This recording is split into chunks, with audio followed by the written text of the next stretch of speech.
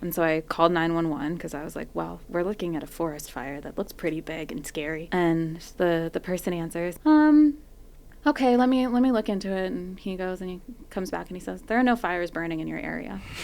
And I went, well, then I would like to report a fire.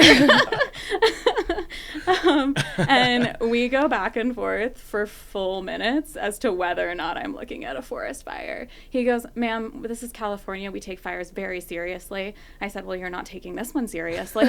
Welcome to Backpacker Radio, presented by The Trek, brought to you by Topo Athletic. I am your co-host, Zach Badger Davis. Sitting to my right is... Hi, I'm Juliana Chauncey, a.k.a. Jaunts. Got 4 reminders for you today. Wow. Bonus reminder. Did I pop there? Sounded a little poppy.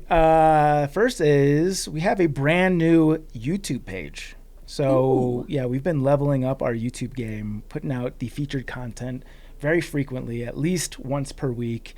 We also run vlogger content, and we found that someone who subscribes to the channel might want one or the other. So we're doing a spin-off channel. This will be the Trek on Trail. This will be specifically vlogger content. This is the first season we're getting it off the ground, so we're going to promote the hell out of it.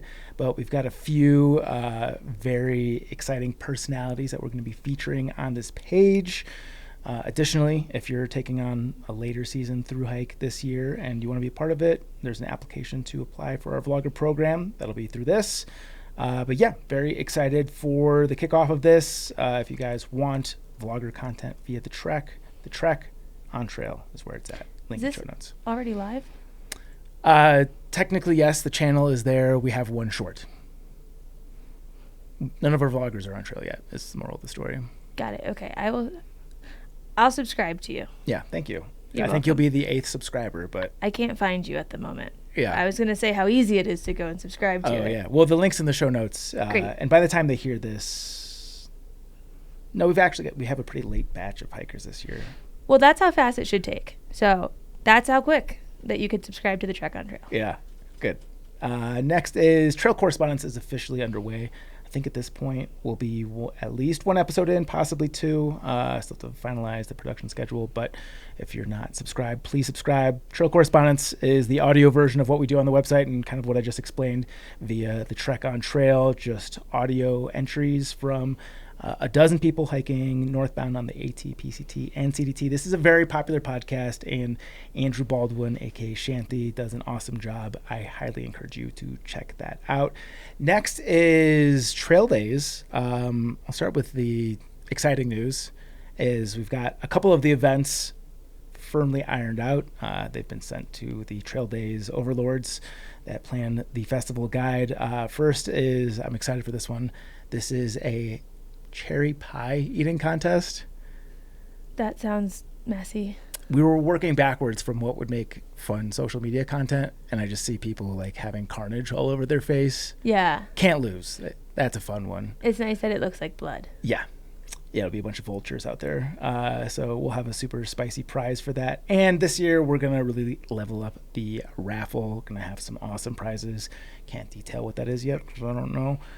But be sure to swing by the Trek's booth on Friday and or Saturday morning to get in on that. I thought I had some other Trail Days news, and then you came and threw me a potential curveball. Maybe we'll talk about it after the pod. But at least for me, this will be the first year in like 14, aside from COVID, that I will not be attending. Mm-hmm. I have a very busy travel schedule this year, and sadly I couldn't work this one in. We'll still be at PCT Trail Days, but I don't think Johnson's going. I'm probably following suit and not going. Here's to a year off. Yeah. But who knows? I like to keep things up in the air and confusing. So maybe. We don't know. Swing by the booth and find out. Yeah. If as you get closer to the Trek's booth, it starts to feel more red, Johnson's there. And if it feels like just the average colors, then she's here. Yeah, I'm either going to be there or I'm not. So you will either see me or you will not. And that will either be because I'm not physically at the booth and doing other things while there, or because I'm not physically at the booth and doing other things while not there. Time will tell. Time will tell. Yeah. I like to keep you on your toes. I'm personally bummed to be missing it, but I think a year off will do the body good. Yeah. People don't realize coming from west to go to Trail Days is a massive pain in the ass. Yeah. It's a 3.5 hour flight. you lose 2 hours, and then from Charlotte, it's a 3-hour drive. It just ends up being 2 very long travel days. So I'd be lying if I said that wasn't part of the math with this too, but also I would be in trouble on the home front to work in another travel outing. So sad to be missing it this year. We'll be back next year for sure. But the Trek will be there. Jess is going to be there. Mm-hmm. We'll have some other Trek folks repping the booth as well. Last but not least is, if you enjoy this podcast, you can support us at patreon.com/backpackerradio for as little as $5 per month. You can get every episode advertisement free, and you can support your favorite gingers on the internet. I know there's a lot of gingers on the internet, but let's not lie. We are your favorites, and that's really kind of you, even though you didn't say it and I did. Also, because now we're doing these extra segment episodes with the extra segment, that's twice as much as you were getting with no price increase. Whoa, that's cool. So yeah, no ads, a nice dose of helping your fellow friends keep their show on the air, and all the hiker love going around. So if you are a fan of the show and you want to support us, that is one of the easiest low-cost ways to do so. And we would really appreciate it. And we do post exclusive content there. It hasn't been as active as it was at one point, but we recently posted the segments of a perhaps controversial episode that is no longer in existence. So you can get that on the Patreon. Anytime we've got some extras, we throw it to our Patreon page because we love you guys. Mm-hmm. Good conversation about cookies on there. Is there? Mm-hmm. Oh, you mean on that episode? Yes. Yes. For sure. Sweet. Let's get to it. Let's get ready to chat. This is an interview with Claire Marmot Dumont. Marmot is a thru-hiker and geographer. She's hiked the JMT, TRT, OCT Long Trail, Mountains to Sea Trail, AT, Bigfoot Trail, and most recently the Teton Crest Trail. Marmot also received a Fulbright to do research in Jordan and hike on the Jordan Trail. Marmot, thank you so much for joining us here on Backpacker Radio. Happy to be here. What is the origin story for Marmot? Oh my gosh. The name? Yeah, we'll start there. It is a couple different origins. As a trail name, it was when I was on the John Muir Trail, and I was 19. I was solo hiking. It was the first adventure. And I was sitting up on top of Muir Pass eating lunch, and there was a ton of marmots around me, and they wanted my food, and I was fending them off. And all the people I was with were like, oh, she's the marmot whisperer. And so it started as a joke, and then like a week later, one chewed through my backpack, and I wasn't whispering them anymore, so they shortened that. Yeah. There's also some mispronunciations in my past of the word marmot that have Your continued. mispronunciation? Yeah, when I first heard of the brand Marmot, I pronounced it Marmot, which was embarrassing. That's like a pinky up pronunciation. Exactly. Yeah, I was like, oh, this must be one of those like fancy European brands. Yeah. No, it's just Marmot. Marmot, that's funny. I'm Yeah. gonna start calling it that. Yeah, The plural. Yeah. The plural for marmot. For exactly. Sure. Do any of your friends call you Marmot? No, my sister sometimes to make fun of me. But As turns out, marmots can be a lot like, what's the bird that is a major nuisance out here? The black and white one. magpies. Yeah. Yes. Yeah. They're like the mammal version of magpies. Yeah, they're super cute. Yeah. Yeah. But they want your shit. They do want, then they'll steal it. They're Yeah. like mini bears.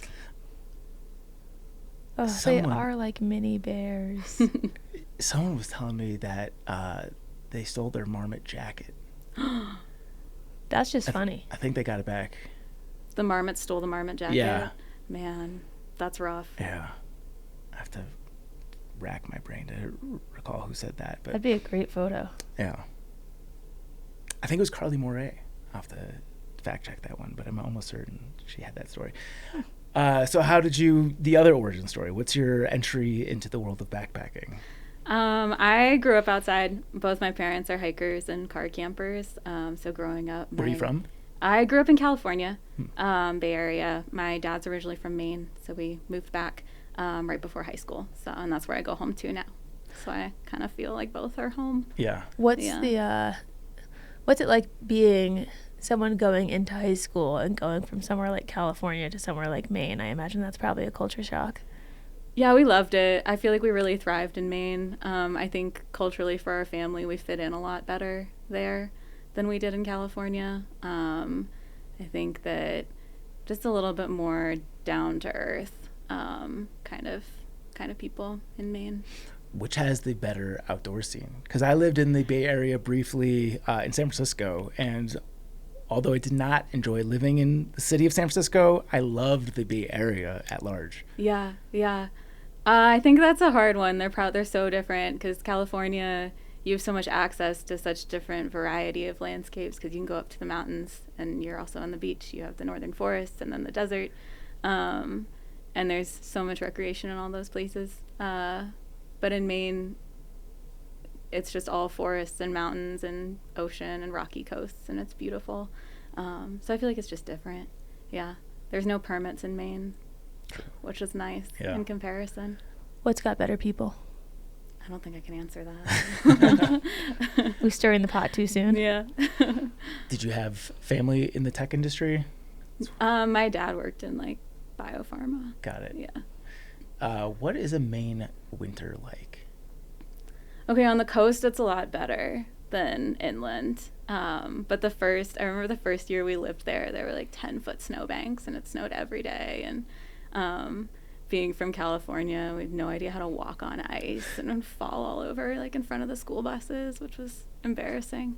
But yeah, I loved how snowy it was. I loved how my parents live in the woods, and so you could just kind of go outside and play right from the backyard, which was really fun. Did your parents backpack? So it's kind of funny. My dad did the first, I want to say 800 miles of the AT when he was right out of high school. And I want to say I didn't really know. I did not come to Thru-Hiking through my dad, which is kind of funny. I didn't come to backpacking through him either. My 4th grade teacher, Mrs. Allen, shout out, she recommended to my mom that she put us in this Girl Scout backpacking camp that was near Lake Tahoe. And so that's how I learned how to backpack. That's how I learned what thru-hiking was, because it overlapped with the PCT and the TRT, some of the trails that we would hike from camp, not the camp itself. So that's kind of how I came to backpacking and learned about thru-hiking. And so my parents were really integral in getting me there. But this all-women volunteer-run camp is what got me to thru-hiking. Yeah, such a better Girl Scout experience than I had. It's a really special place. Made pudding. Do you have siblings? We made pudding too, to be clear. Why do they make us make pudding so much? I don't know. But my other Girl Scout experience, my mom was our Girl Scout leader, and she was the one that would really took us hiking every weekend, and maybe not every weekend, but she really did all of the camping and outdoors skills for our Girl Scout troops. Hell yeah, kudos to her. It was awesome. Do you have siblings? Yeah, I have a sister. Okay. Yeah. Very cool. Is she older or younger? She's a couple years younger. Does we went to camp together. She doesn't backpack so much anymore, but she still likes to hike. Yeah. Interesting. Okay, the first backpacking trip here looks like it was part of a gap year program. Yeah, I did the Manaslu circuit, but I can't take any credit for any of the planning or give advice because it was through a gap year program. But yeah, it was a lot of fun. What is that trail? It goes around Mount Manaslu, which is the 8th highest in the world, I think, if I'm remembering correctly. And it just circumambulates it. And the program that I did, we camped the whole time. And it took you kind of from where bananas grow up to 18,000 feet was our high point, going over a pass. So it was a really massively diverse circuit to do. And I think there are tea houses and stuff that you can stay at if you were to plan that trip on your own. But yeah, we camped the whole time. It was a lot of fun. It was cold. I feel like that was the first time it was the coldest I'd ever been. Yeah. Yeah, it was great. And sorry, if you said it, how long is that one? I think it's 90 miles. Okay. About. It says 175 kilometers or 109 miles, and typically takes 13 to 17 days. Yeah. Yours was in the 2-week window? It was about, I think it was 18 days that we spent on it. And it was a group, so we were moving slower than I think most people would. Yeah. Yeah. Did that ignite the thru-hiking fire for you? I feel like it was definitely, the thru-hiking fire was already ignited, and it was the way that I could go do it in since it was a program, it was very like, my mom trusted me to go with that program rather than going on my own. But I had already learned through camp, I had learned about the PCT and the John Muir Trail. And I think that summer, or the summer before, some other people who volunteered at the camp had done the John Muir Trail. And so I kind of had that in the back of my mind where I was like, okay, if this goes well in Nepal, then maybe I can do that. Was everyone the same age? Like, were you all on gap year, or were you with a bunch of people from different ages? For the most part, everyone was the same age. A couple people were a few years older. But how did you go about finding the gap year program? I don't think there was anything in my realm that offered a gap year program. I don't know if that's regional or like a generational difference or what, but yeah, I don't know. The company's called Where There Be Dragons, and they're based in Boulder, I think. I think they're still based in Boulder. They were. But yeah, they were really focused on how to responsibly bring teenagers basically to different countries and like teach them how to travel well and respectfully. And yeah. That's awesome. It's a cool program. They do a lot of different programming now. They've really expanded. Yeah. Yeah. What were some of the teachings that they tried to instill upon you? Mostly being culturally respectful and, not showing up with the American exceptionalism idea and trying to project that, and more kind of taking in what the culture is offering and what people are offering, and kind of doing that non-judgmentally. Yeah, I would say that was the biggest one, and trying to be respectful. Do they give you any sort of opportunity for independence? Because without knowing much about like what people typically do in a gap year, aside from through hiking, is like I feel like it's a good way to ease yourself into the real world, where like previously everything is orchestrated for every minute of every day. Do they give you the opportunity to go and make mistakes on your own? Yeah, there was definitely some freedom, but within confines, and with resources to get yourself out of anything sticky. We did. There was one section of the program where we were with families in Kathmandu, and there was a lot of freedom in the afternoons. So we were in Nepali classes in the morning, and other classes I think they would bring like lecturers in and that kind of thing. And then each of us had independent projects that we were working on, so we had a mentor for that project. And then you could kind of just explore in the afternoon on your own and go around wherever you wanted to. Yeah. That's cool. So what happens after the gap year?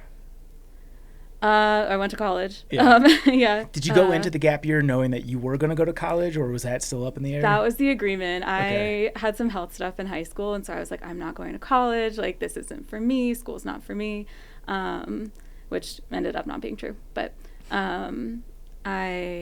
so that was the agreement with my parents, was that I could do the gap year and do the program and I did a bunch of different things, as long as I had applied to and then was deferred for a year for college. So I went to UVM, University of Vermont, and I thru-hiked in the summers between semesters, and that kind of kept me sane through it. Yeah. Yeah. Are the health issues something you want to touch on? We don't have to, obviously. No, it's nothing too exciting. I had a concussion from, it's embarrassing. It was from tennis, the contact sport. Was it doubles? No, not even. I wasn't even playing the game. We were running drills, and I fell and landed on my head. Ooh. So yeah, it's not too exciting. And it just kind of made, it took a long time to recover. Yeah. So it kind of made, getting through school difficult, and getting through school on time difficult. It was a little bit hard to get accommodations, really had to fight for that. And I will say that being outside where my parents live and just having so much access to the woods was very much a place of calm, and a place where I spent a lot of time that felt very comfortable. And so I think that was, I guess, another thing that led me to thru-hiking as part of the gap year and then into college, was spending so much time outside and having that be such a healing experience. Yeah. Yeah. You talked about being 19 on the JMT. Were you the youngest person you knew out there, or did you meet other people that were still teenagers? There were a couple other young people. There was one other girl who was 18. I think she was 18. I think she was younger than me. And she was cool. We hiked together for a little bit. She ended up getting off trail because of a knee injury. But yeah, otherwise I was the youngest by quite a bit. Was that intimidating or isolating? No, I feel like everyone was taking care of me. Yeah, it was fun. I feel like I would meet people, they were like, yeah, tell your parents that we've got our eyes on you. We're like going to make sure you're okay. And my dad came and did a food drop for me at over Kearsarge Pass at Charlotte Lake. And that was a lot of fun because I was meeting people he took a couple days to come in, and so I was meeting people who had met him. They were like, wait, are you Claire? Like, yeah. I was like, oh, I met Larry. Oh my God, Larry. Yeah, it was pretty cute. So that was fun. So I just feel like everyone was kind of looking out for me, and yeah. What was it like with your peers in college to start like a summer vacation and go do something like this? Because I know that's not typical for what people normally are doing on those vacations. Did your friends get it? I think because it was UVM, people thought it was cool. Like, they kind of knew what thru-hiking was because of the long trail. And I think my social circle in college was a lot of people who were, studying the environment and were into outdoor recreation because of that. And then also people who were in the outing club. So between those two social circles, I think people were pretty into it and thought it was cool. Definitely met a lot of people at UVM who had thru-hiked. There were other people who had done gap years as well and had done the AT or sections of it, like big sections of it, or had done other thru-hikes. So at UVM, that wasn't that unique or all that different. Yeah. When you were on the JMT, did you have any moments where you were kind of like, this is like something scary happens or something happens that make you question, like, should I be out here doing this? Because I feel like at that age, I mean, I'm scared at my age on trail sometimes just because I don't like the nighttime. But to be 19 and on trail, I feel like I would get spooked. Yeah, we can bond over not liking the nighttime. I like famously have gone to bed as soon as it gets dark or like right before it gets dark every single night. The AT is the first time I've done any night hiking. I've never been awake once it's dark because I get so scared. And my imagination just like creates things. So I feel like on the JMT, actually hiking, there were some scary lightning moments. And other than that, I don't think there were so many people, and I had so many people that I knew pretty quickly.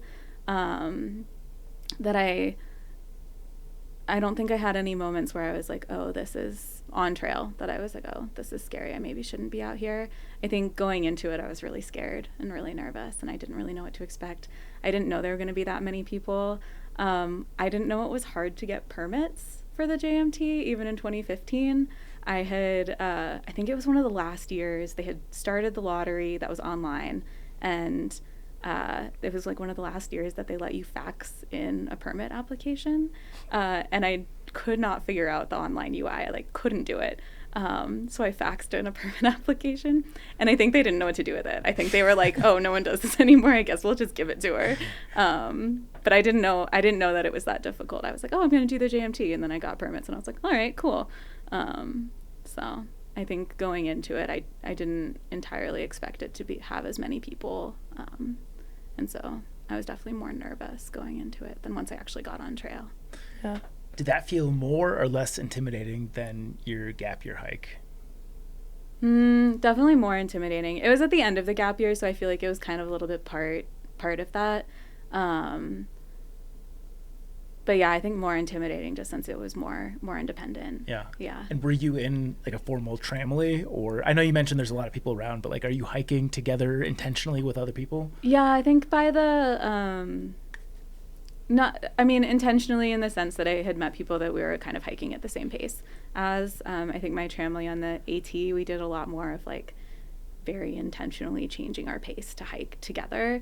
Whereas on the John Muir Trail, I definitely kind of happened to be hiking around people and really liked them, and so we would definitely plan to hike together, but it was still a little bit independent. I think because it's so short, and because it's permitted so specifically, you really plan out every single day, so there's not that much room for changing your plans to hike with people that are slower than you or faster, especially if you're setting your food drops accordingly. Yeah. Do you have any general advice for a younger person that wants to get into thru hiking? Like, is it the same constraints as just any typical thru hiker? I know you've only lived one life and you know your experience. So I'm just curious to know, like, if you had an 18, 19-year-old come up to you saying that they wanted to go hike the JMT or whatever it might be, do you have any specific advice for them? I think that people should be really, I guess this goes for everyone, but younger people specifically, to just be really intentional about the people that you're hiking with, and to make sure that they're people. And I had a great experience on the JMT.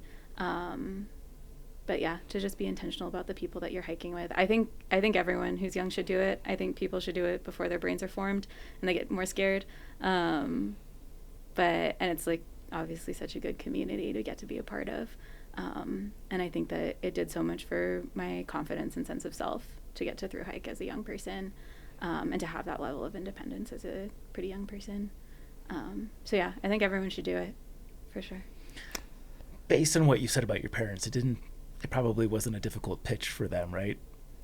I wouldn't say that they were not nervous and that they were excited. I think that they were definitely nervous for me to go do it by myself, for sure. Yeah. But I think that they had given me such good outdoor skills and trusted my outdoor skills and my decision making.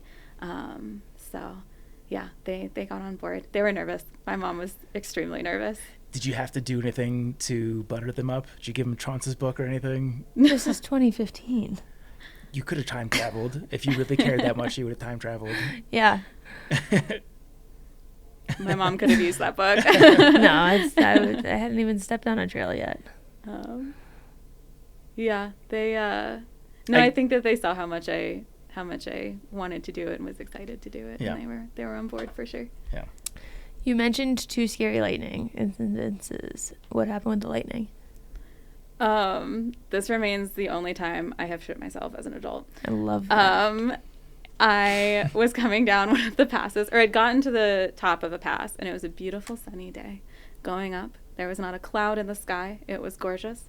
And you get to the top, I don't remember which pass it was. You get to the top, and the storm is rolling in faster than anything has ever rolled in, and I can't see a tree. There are no trees, and there are tons of people. And already I kind of had to go because I was had been hiking up all day, and there were no trees or rocks or anything to hide behind. And so me and a bunch of other people are running down the pass as the lightning is right overhead. And it just happened.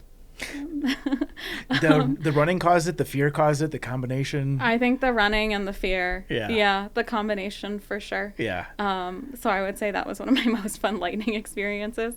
Did you know instantly that you shit your pants, or was it you had to? Oh no, I absolutely knew instantly. Okay. I was like, oh no, this is happening and there's too many people around. I absolutely can't take my pants off here. Yeah. No, there were so many people. Yeah. How long did you have to go with it? Miles. Yeah, it was awful. And I was 19. I had no idea what to do. Fortunately, I had a lot of Brauners and I was L&T and responsible. But yeah, it was rough. I imagine you have to do your best to keep your distance from people because you can't get too close. You're going to give away the what's secret. Happened to you? Yes. Did anyone know? Awful. They didn't say anything if they did. I wasn't around any of my friends. Everyone else was either ahead or behind me. So, yeah, who knows? Man, I forgot how stinky them kids are. That's funny. That was rough. Yeah. Okay, so then you go on and you do the Tahoe Rim Trail. So the John Muir Trail, did this ignite? Okay, I want to do more of these short trails, or was that already in place from the gap year? How do you pick what comes next in all of this? I think Tahoe Rim Trail, I was in school, so I had to choose something that I could do in the span of the summer. And I wanted to be finishing trails, and I wanted to hike everything at that point. So definitely John Muir Trail was the intro to the gateway to more through hikes. Tahoe Rim, I knew about because of the camp that I grew up going to. And at that point through college, I was still volunteering there in the summers. So I was trying to do trails that were kind of around that camp. What was the camp?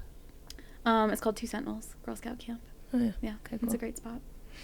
so interesting to me that you moved to Maine, go to school in Vermont, and then you choose 2 California Yeah. trails to hike in the summer. I loved California. Yeah. And that was one of the bargaining chips for happily going to Maine as before high school. I was like, oh, can we come back for camp? Yeah. And fortunately, my parents were like, okay, we'll make that happen. Yeah. Yeah.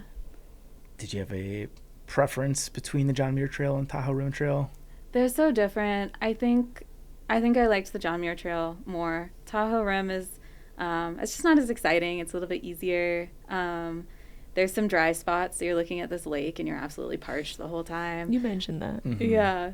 In the northern section, like by Mount Rose, I remember specifically, that was like some of the best trail magic I got was, I'm like hiking and I'm not out of water, but I'm running low and it's all hot and everything. And I'm like, wow, I just love some water. And then these like Texas tourists, they had like thick accents, were like chatting with me and being really sweet. And one of them was like, do you need anything? And I was like, do you have any water? And one of them like pulls out this big like sports jug of ice water that was like, I was like, oh my God, that's so good. That's divine. Yeah, it was perfect. Everything I wanted. Yeah. With the Tahoe Rim Trail, how was it compared to the JMT in terms of people? Because I know you said that was something that made it a little easier. The JMT was having the people around. Yeah, it was lonely. It was definitely a super different experience. I was also moving pretty slow. I started in Tahoe City, went up to Tahoe City, and then I was volunteering at camp, so I walked back to camp. So I did it like a loop and a quarter, and then some hitching. So I was moving pretty slow because I had a time that I had to be done with it, and I had given myself so much time, and I didn't really have anything else to do with the like extra week if I had finished early. So there were definitely other people hiking, but they were moving pretty slowly. About halfway through, I met another gal she was 16. She was hiking with her mom, and her mom got injured, and so she and I finished to Tahoe City together, which was fun. And then I turned around and she kept going. But yeah, just like I remember it being a weird experience of the trails feeling really full during the day of other day hikers and mountain bikers. And then kind of as it started to get dark, it got kind of spooky because it would just start to feel really empty after feeling really full all day, which was kind of an eerie experience because you almost feel like you're not supposed to be there when everyone else leaves, even though you know that it's actually fine. Yeah. Yeah. That does sound creepy. Yeah, it was a little creepy. How do you get past that mentally? Not well. I remember I would like hear voices, not in like a give me meds kind of way, but like the wind would go and I would be like, oh, there's people coming. I was like, oh, people. And then no one would come. And that happened multiple times. It was like a little spooky where I like was inventing people. You were hearing ghosts. Like, yeah, because I was like so lonely.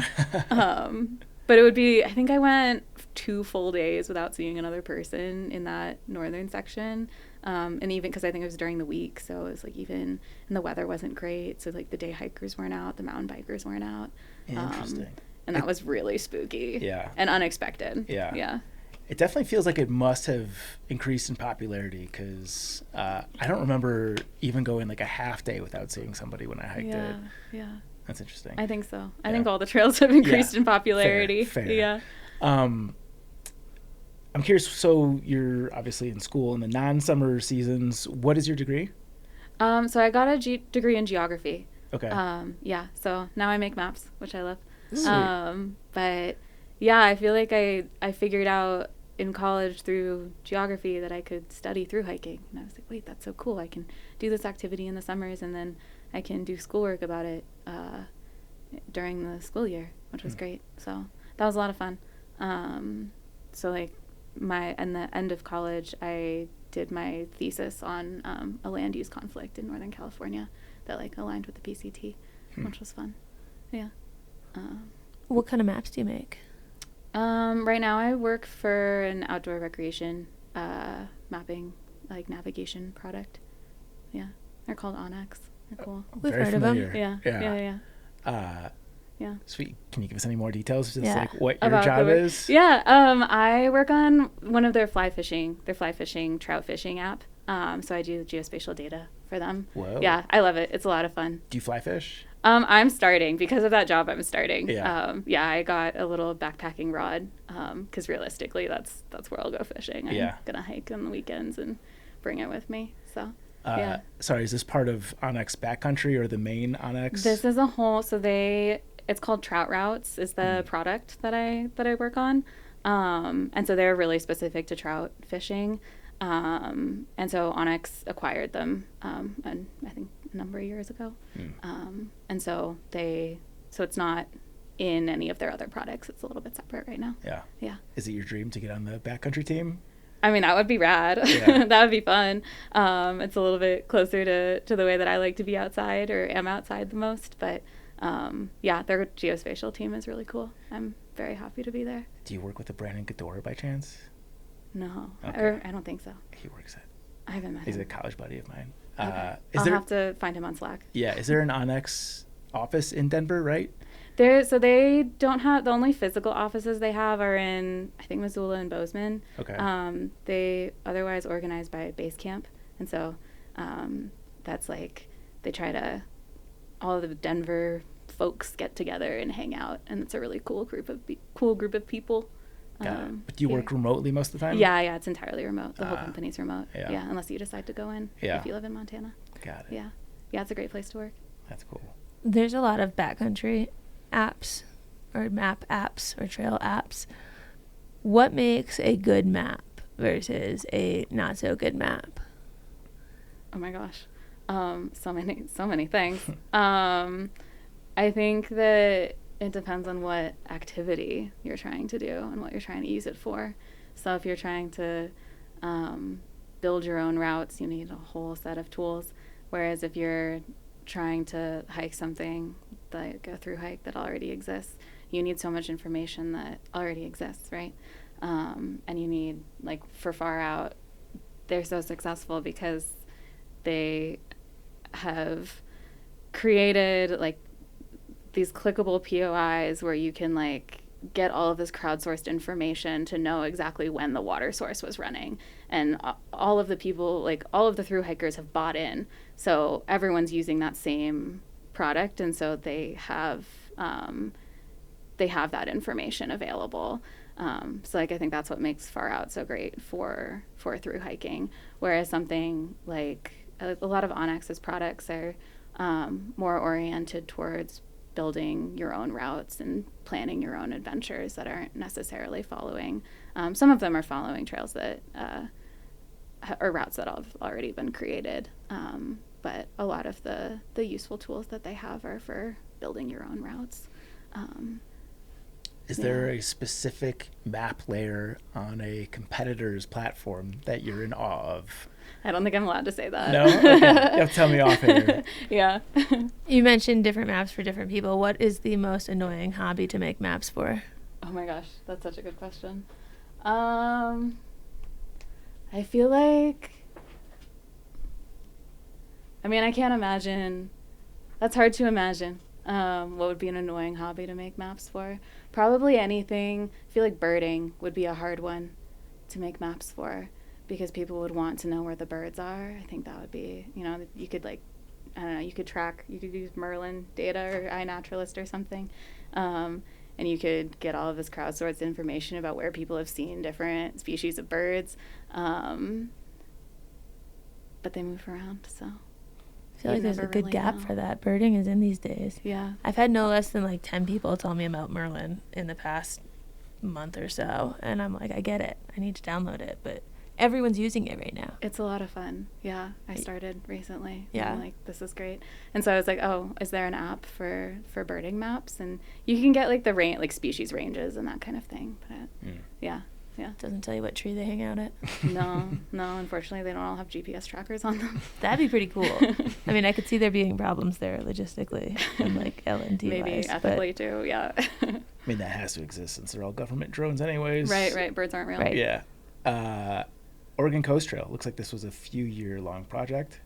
Yeah, the Oregon Coast Trail was my bail trail, for a couple of years. I attempted the Bigfoot Trail twice. I have not hiked it, so disclaimer on that one. But the first time I attempted it, I got a tick bite that got a little bullseye on it, and I went, oh no. So I went to urgent care in like rural Northern California, and they gave me doxycycline. Have either of you taken doxycycline? I'm allergic. Yeah, I think I might be too. I broke out into hives on the 9th day of the 10-day taper. Oh no. I was so close. Man, okay, maybe I'm not allergic and I'm just sensitive to it. I didn't get hives, but when I went to the doctor, they were like, you know, they were going to prescribe doxycycline. And they're like, do you have any allergies? No, I don't. Okay. What are the side effects? And they're like, oh, it makes you really sensitive to the sun, and it can make your stomach kind of sensitive. I was like, okay, well, I'm through hiking. Can I keep through hiking? And they were like, yeah, just make sure you wear sunscreen, but you'll be fine. I had 2nd-degree sunburns on my hands. My hands like fully blistered. They were orange for the rest of the summer. It looked horrible. Yeah, it was awful. It was so painful. And so I was like, well, that was a lie. I was not just fine wearing sunscreen. And then I did that one with my sister. She had opted in. And she had very kindly planned all of our food for that hike. And she had planned different iterations of oatmeal every single morning for breakfast. Wow. Which was too much oatmeal. She didn't know. And I wasn't helping, so I didn't get a say. I could have had a say if I was helping, but no. And so it was like different flavors, and she did such a good job. And I think like in the front country, it would have been great breakfast if you eat oatmeal every day. But in the back country, oatmeal every single day. So I didn't have any other options, and we were pretty remote. And for the full two weeks or 10 days of the antibiotic course, I threw up my breakfast. So I don't eat oatmeal anymore. Oh dear. Yikes. Yeah, unfortunately. So you continued hiking even after your hands are all blistered up? Yeah. I wasn't gonna bail, I guess. Well, I did bail, but that was also the year that there was pretty significant snowpack throughout California in the Sierra, but also the Bigfoot Trail goes through the Siskiyous. It follows the PCT into, I think, the Trinity Alps. I know the Trinity Alps were like not super passable either. So we figured out pretty quickly from talking to PCT hikers that we were going to have to bail, and we weren't going to make it. We were going to have to do something else. And they were all going to hike the Oregon Coast Trail because they wanted to walk across Oregon and weren't going to be able to do it on the PCT. So we're like, okay, I guess maybe we'll go do the Oregon Coast Trail too. But it's 400 miles about, or that's how long it was when we were looking at it. So we didn't quite have enough time to do the full thing in one go. So we did half of it. Northern half or the southern half? The northern half. Okay. Yeah. So that was a lot of fun. Yeah, that was a lot of fun. And then the second half of the Oregon Coast Trail, I did the second time I attempted the Bigfoot Trail. Third it time's was just the charm. your gateway to the OCT. Yeah, exactly. I really wanted to be hiking the OCT. But the second time I tried to do the Bigfoot Trail, I was doing it with a college friend who I think we were both very excited to do the Bigfoot Trail. I think once that fell apart, she was like, I don't know what I'm doing. And so she kind of like, dipped in and out of the Oregon Coast Trail with me. So that one was kind of on my own, sometimes with her. But when we started the Bigfoot Trail, and her parents were going to drop us off in the Yola-Bully Middle Eel Wilderness, where it starts. And then they were going to pick us up at the end.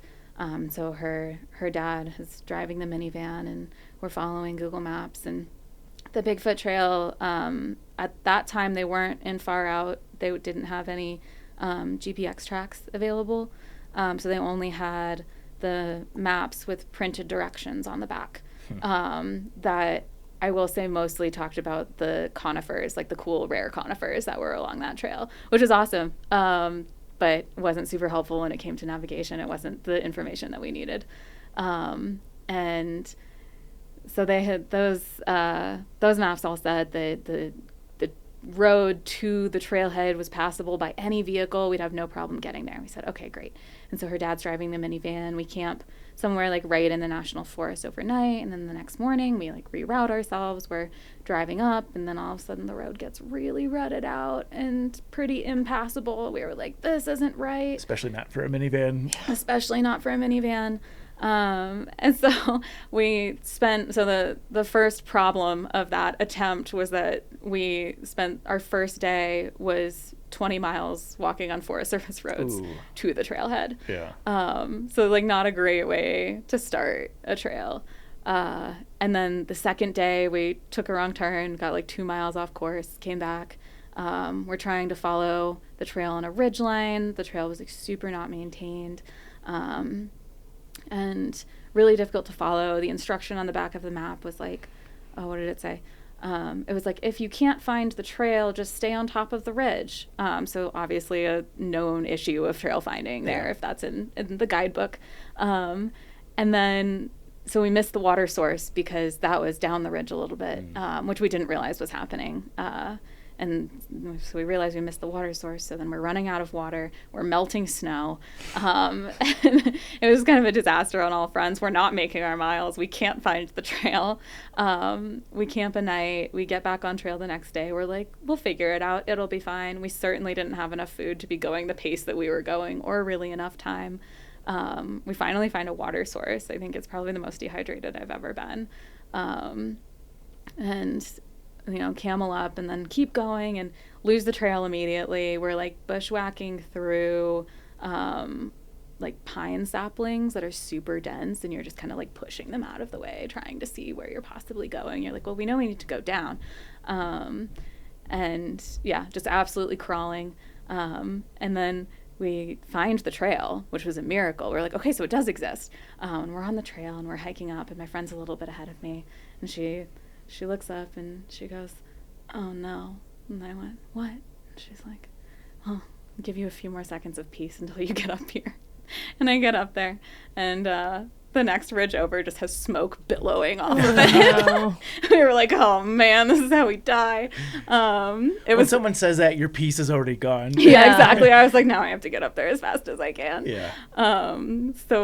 And that was like pretty scary because it was quite close. And I think the Paradise Fire had just happened in California, which had killed a bunch of people. And so it was like, I feel like wildfires as a thing that kills you was kind of top of mind, rather than just like a scary thing to be like, oh no, and then walk away. So we saw it and we were pretty wigged out. And it was very close to us. It was like, there was like one kind of little ravine, and then it was on the other side of the ridge. So it was quite close. And we didn't have Garmin in reaches that summer because the summer, well, I won't get into that. We didn't have them that summer. But I did have a little bit of cell phone service left, or I had a little bit of cell service and like a little bit of battery left. I feel like at that time, people weren't navigating with their phones yet. That wasn't really a thing that was happening. People were still navigating with paper maps and compasses, which I had learned to do, and that's how I navigated. And so the idea of I didn't carry a battery pack on me. Like no one was using their phone for anything. And I think that I want to say Gut Hook existed at the time, but maybe was just on. It was really new, I think. Or new in terms of 2017? Yeah. I used Gut Hook for the PCT in 2017. Was it new still then, or was it pretty established for that kind of trail? It had been out for at least a few years. Yeah, it felt established to me. But that was my first trail. Yeah. But it was like, it was still the black thumbnail. It still said Gut Hook. It wasn't any of the far out stuff yet. Yeah. But people were using the comments. That's great. Yeah, so useful. Yeah, there was a girl called Optimistic Turtle who hiked ahead of us, and she was like so freaking on top of letting you know every single water source. Wow, we love those people. Oh my God, they are a gift. And so there was some frequent use of the comments even then, I would say. Yeah. Which is nice. I think I used it for the Colorado Trail in 2015. So it had been out for a little bit. Okay. But cool. it wasn't as omnipresent as it is today, obviously. Yeah. I also just feel like a lot of the conversations at that time were like, are you a real hiker if you're using your phone to navigate? Like, I feel like there were a lot of those kind of like purity outside conversations. Yeah. I did have paper maps on me. Yeah. Not for all of it, but ironically for the only part that mattered, which was that we couldn't find our way down from Cottonwood Pass. And Guthook didn't have what we needed to figure it out, but the paper map did. Yeah. So, thank God I had them. But yeah, I feel like it was a transition period where people had both. Yeah, sometimes too. Definitely. So I didn't have a battery pack, and so my phone was gonna die, and I wasn't using it for anything, so I didn't really need it. I wasn't in the brain space of trying to keep it alive, and so I had SOS calling, and that was it. I didn't have any service. I didn't have anything. And so I called 911 because I was like, well, we're looking at a forest fire that looks pretty big and scary. And the person answers, and I was like, hey, we're two hikers. We're in this area. We're on this trail. And I'm seeing a forest fire, and I'm just looking for some information as to whether or not we need to be heli rescued, or if we have time to hike out, if it's controlled at all, just some information. And the guy on the other phone, or on the other end, was like,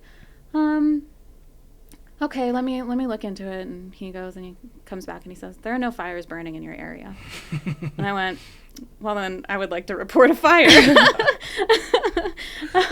And we go back and forth for full minutes as to whether or not I'm looking at a forest fire. He goes, ma'am, this is California. We take fires very seriously. I said, well, you're not taking this one seriously. And he is insistent that there are no forest fires where I am. And I'm like, I'm looking at one. I don't know what to tell you, my friend. And my phone is actively dying, and I'm panicking because I'm like, we're gonna die because this man doesn't believe me that there's a fire that I'm looking at. And I think what I said to him that was like effective was, I was like, because he was like, well, what do you want? Do you want search and rescue? Like, what do you want me to do? And I was like, I just want to know if I have time to get out of the woods on my own, or if we need search and rescue before we get burned up in this fire.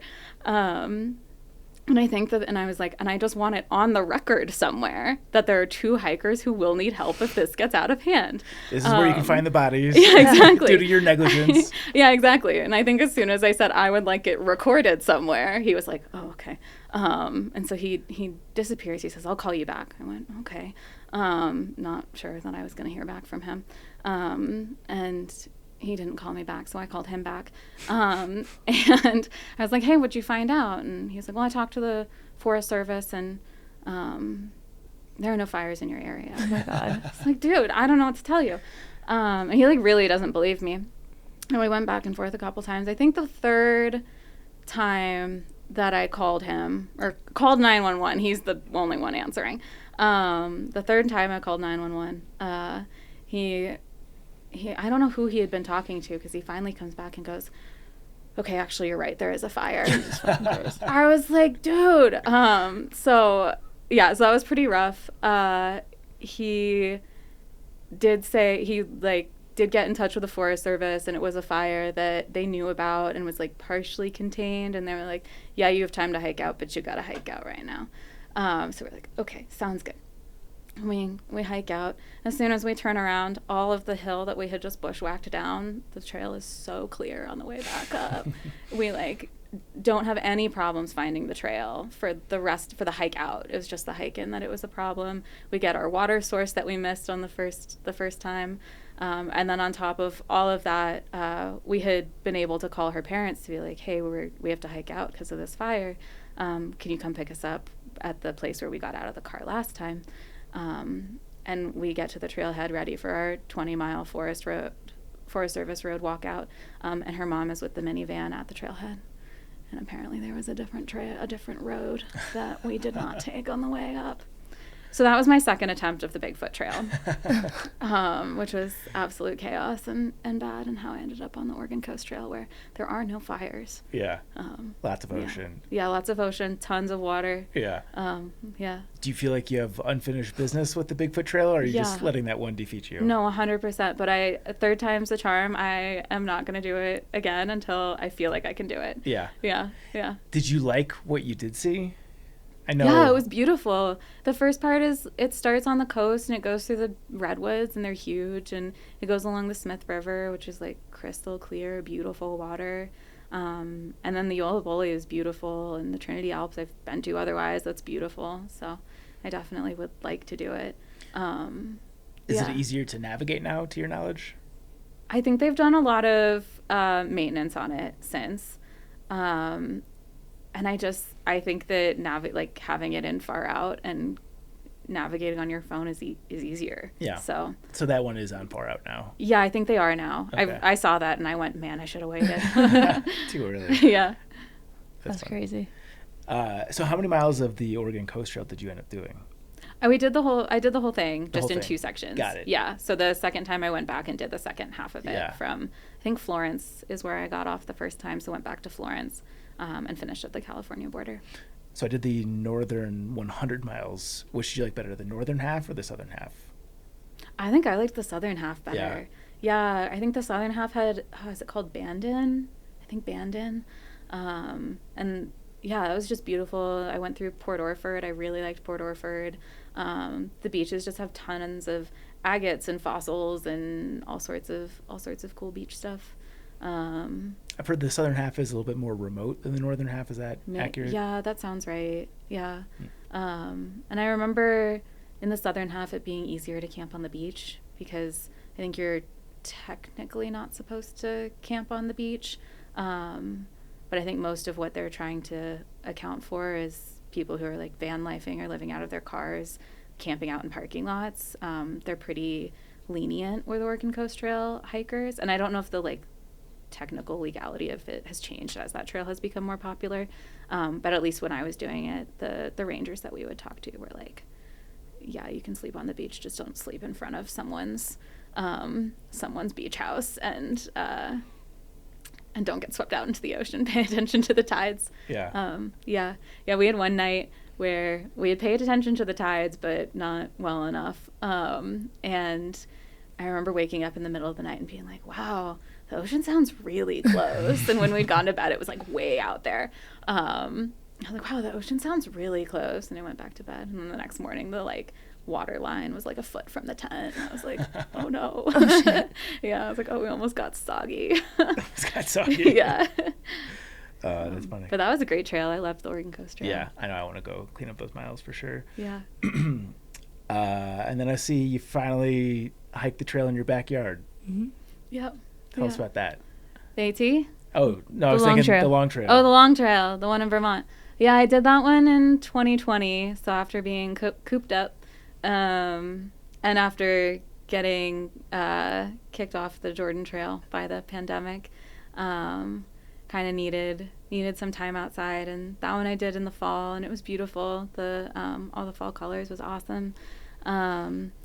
I loved that trail. It was a lot of fun. I fortunately had a lot of people who live in Vermont who brought me food, so I didn't have to go into town, so I could kind of felt like I was doing it responsibly and safely without putting people at risk. And yeah, we had a lot of fun. I had some professors meet me on trail, which was great, and and some friends. Yeah, I loved that trail. I guess we should go to the thing that you just briefly mentioned, getting kicked off the Jordan Trail. Yeah. So first off, tell us about Fulbright, mm-hmm. and then how that segued into the Jordan Trail. Yeah, so I feel like once I found out that you could, I guess the outdoor recreation as a thing you could do for work was a thing, and also a thing that you could study academically. I was like, wow, I really love this. I want to figure out how I can do this after college. And I studied abroad in Jordan both semesters my sophomore year of college, and I loved it. And I think that was 2016, and right at the end of 2016, the Jordan Trail Association had finished establishing a route, a thru-hiking route. And so I joined a hiking group when I was living there, and we would hike on parts of the Jordan Trail sometimes. And it was so beautiful. It's such a beautiful country, and again, really biodiverse, and the trail goes through a lot of different types of landscapes. And the study abroad program that I was doing had someone from Fulbright come in and give a little spiel about what it was, and it was like, now that you've lived here, like maybe you want to apply and do that after college. And so I kind of kept that in the back of my mind, and I was like, well, the Jordan Trail is kind of could probably like use a guidebook. Maybe we should. And what I was studying was also kind of what does hiking and outdoor recreation do to space, and how, like, what are the ideas of purity and access, and who is allowed to access these spaces, and who belongs there and who doesn't belong, and what types of activities belong, and what is doing damage, and why is that considered to be doing damage, and all sorts of questions about who gets to access these places. And so I think being in Jordan and studying that and kind of doing that in the U.S., and looking at the way that the U.S. and Europe export ideas of outdoor recreation and wilderness ethics and how to take care of land, and that doesn't always map on to other places really well. So like the ethic that governs the way that we are outside here might not work in Jordan, because people live on the land and they use the land really differently. And so I'm kind of all of that swirling around in my brain, and I was like, well, it'd be really cool if I could do a project in Jordan and write a hiking guide for the Jordan Trail that's culturally specific, and kind of do a bunch of research, interview a bunch of people about their relationships to land and how they use land, and get to write a hiking guide that kind of establishes what the land ethic might be in Jordan, in a place that's completely different, where they use land differently. So that was kind of the pitch for that project, and the premise of that project was like, how do we do this? It's happening. There's nothing we can do to stop it. It exists.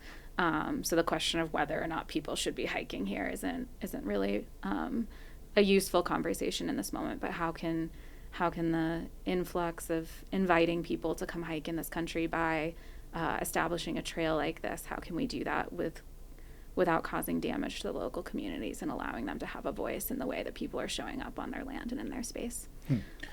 So what are some of the primary ways that doing a trail like the Jordan Trail would be different than an experience like thru-hiking in the U.S.? Yeah, it's pretty front country. People live everywhere. People have not been removed from land the way that indigenous people were removed from land here.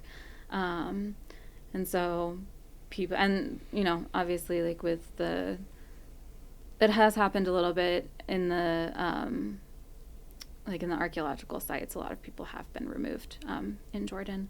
But generally it's a nomadic society, so a lot of the Bedouin communities move around a lot. People have animals that they graze, and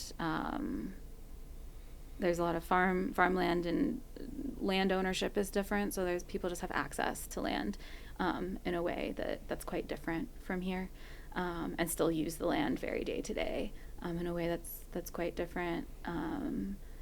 Especially for hunting. People do a lot of foraging there as well. That's just kind of a fun activity and part of their relationship to the landscape. Yeah. So here you can't go to a national park or a wilderness area and like hunt the same way that you could there. Yeah. But that's because it's expected. It's the way that the land is used there. Yeah. Yeah.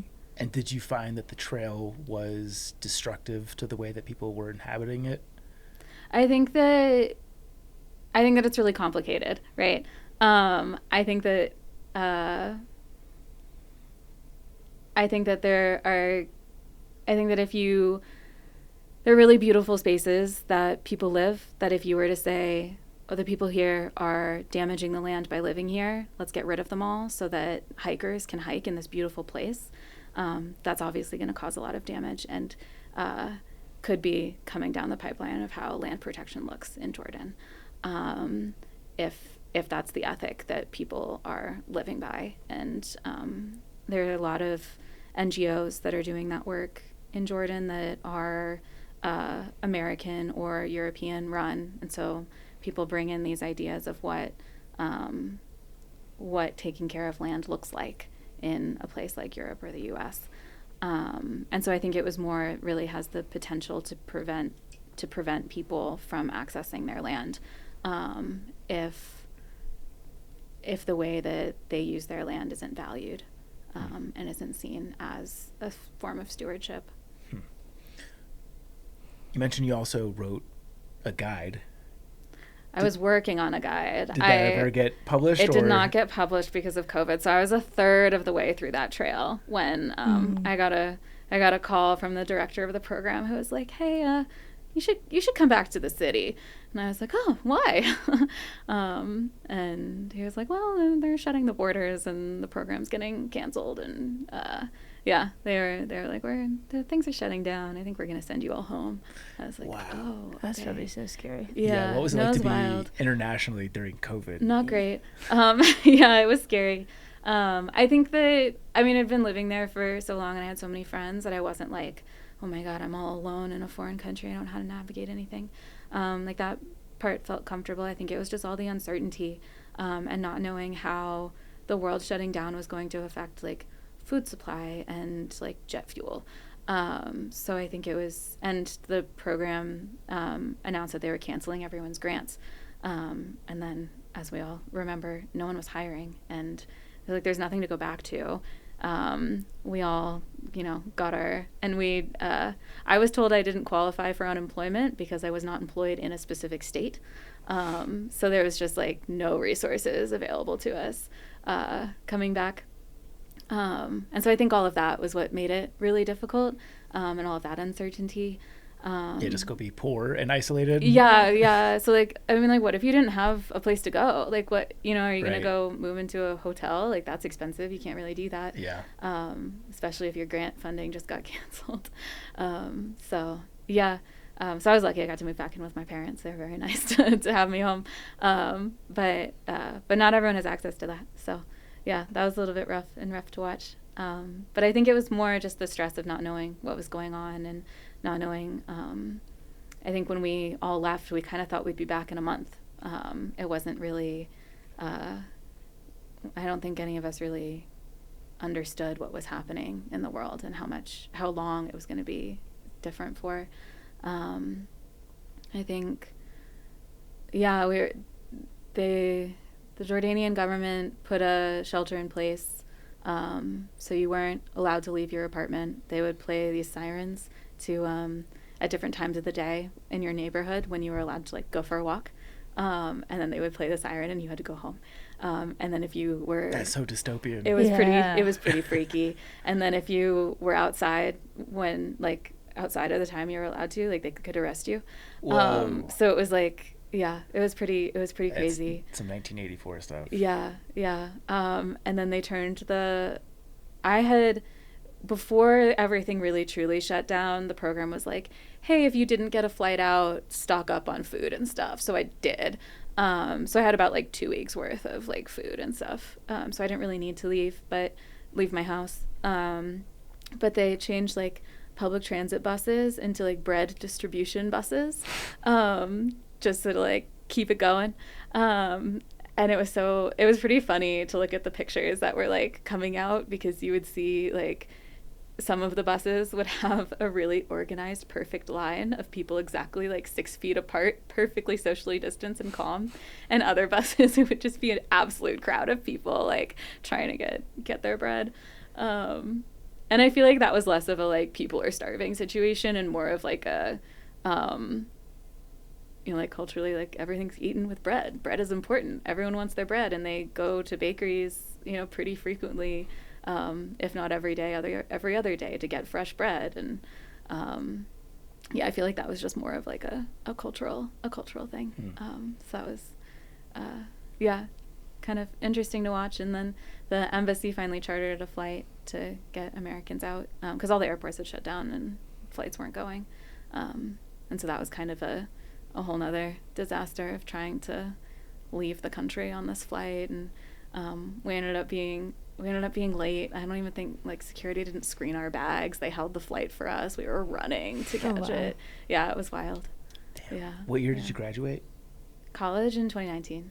19. Okay. Yeah. So then Your first taste of the real world. Yeah, it was rough. Yeah. Yeah. Yeah. So you're in a headspace when you're going into the long trail, huh? Yeah, it was rough. I really needed it. Yeah. Needed to feel like myself again, and needed some something that was really tangible and stable and, like, predictable. You know, I feel like that's something that Thru-Hiking has been, is something that's a goal that I can accomplish without anyone else's input. Like, it's all up to me. I'm not applying for jobs. I'm not asking anyone to do anything. It's just a goal that I can accomplish myself, and it's entirely on me as to whether I do that or not. Are you able to put the circumstances of the outside world out of your mind while you're hiking the long trail? Like, does it feel like you're back riding a bike, or does it still feel weird because, like you mentioned, you can't go into town? Yeah, I think it definitely still felt weird. I think because it was Vermont too, people were pretty careful. So I feel like people were very aware of transmission and being really careful, and, like, I wasn't sleeping in shelters really, unless there was no one else in them, and there weren't a lot of people on trail. It wasn't very crowded, so that was kind of nice, to have it to yourself a little bit. But yeah, I feel like it was something that everyone that was on trail was all aware of. But there are plenty of people who are also just going into town. It was just kind of how I decided I wanted to do it and what felt ethical and safe to me. Yeah. Yeah. And I was lucky to have people to support that I knew in Vermont. Yeah. So how much of the Jordan Trail did you end up hiking? I've hiked most of it just as little section hikes. Okay. So between studying abroad there and being in that hiking group, and then also all of the research that I had done, I've hiked most of it. So most of that landscape feels very familiar, and it's so special. But the next kind of phase of the research project was to do a full through hike and basically find holes in my research and figure out what else I could learn and what felt different about landscapes and communities that I was going through, being in them consistently rather than driving out for a day or a weekend. Yeah. So we have an episode on the Jordan Trail many moons ago. This is from 2019 with the hiking. Viking. Yeah. But give us the elevator pitch on the Jordan Trail. Oh my gosh. Well, I don't know about right this particular moment, but, geopolitically. But generally, I would say, like, the pitch on the Jordan Trail is, I feel like Jordanians are incredibly warm and welcoming, and I would say it's a great trail to get a little bit of front country, a little bit of back country, the northern part, and you get kind of 4 different bioregions. The northern part are these, like, beautiful, if you do it in the spring, tons of wildflowers, beautiful green rolling hills, a lot of, like, agricultural communities, and then you kind of go towards the middle of the country and you get these, like, big slot canyons, kind of Utah-esque slot canyons that you get to hike down and into and out of, and you do have to be careful of flash floods, the same as in Utah, but it's like a completely different landscape. And then in the southern part of the country, you get this, like, big red sand deserts, and that's, like, where Petra is, and Wadi Rum is the other, like, very tourist visited desert. That's where The Martian was filmed. And so I thought it was filmed on Mars. Oh yeah, sorry, I didn't mean to burst your bubble. And where is the Dead Sea? Yeah, the Dead Sea's in the middle. Okay. Yeah, so kind of you get to see the Dead Sea when you're, like, walking by the slot through the, like, slot canyon area, and some of those you're, like, hiking down into. There are these, and there's, like, palm trees and beautiful clear water. Like, it's really special. And when you're walking, the Jordan Trail kind of takes you down and then back up out of those canyons, and so you get to see the Dead Sea when you're kind of at the top. And I think the other big feature of the Jordan Trail is the historical sites and the ruins.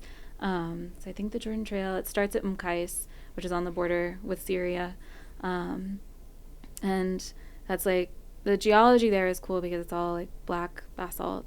And so the Roman ruins are black because of the rocks that they were using, which is so different from other places.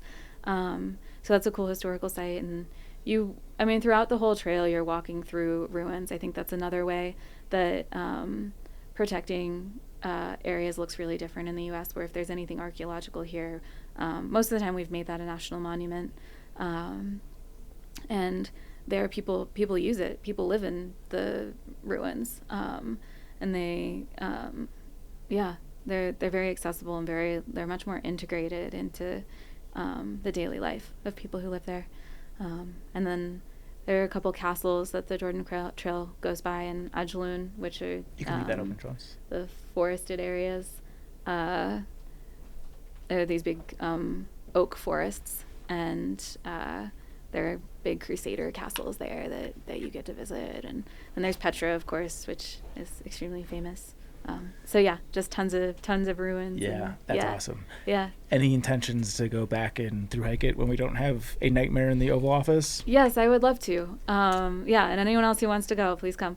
But yeah, I would love to go finish the whole thing. I'd love to go see my friends. And I think there's part of me that would really love to still write a hiking guide and finish the project that I started.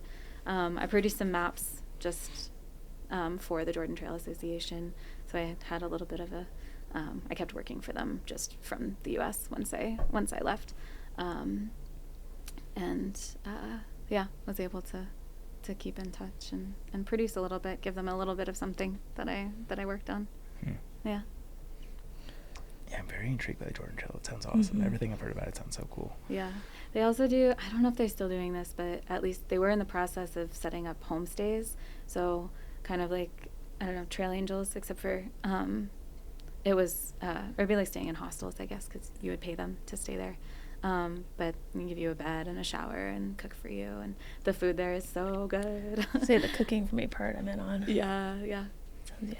I remember seeing a video from Viking eating a goat. Was that part of your experience? I don't think I ate a goat. He was eating goat, or he was eating a goat? It was like a cooked goat, but like Like a whole picking goat? meat off the skull is Oh, geez. what I Huh. recall. Yeah. No, I can't say I did that. Yeah. No. He said it's delicious, if my memory serves. Goat is delicious. Yeah. Yeah. The food What- there is fantastic. Yeah. What's a typical meal?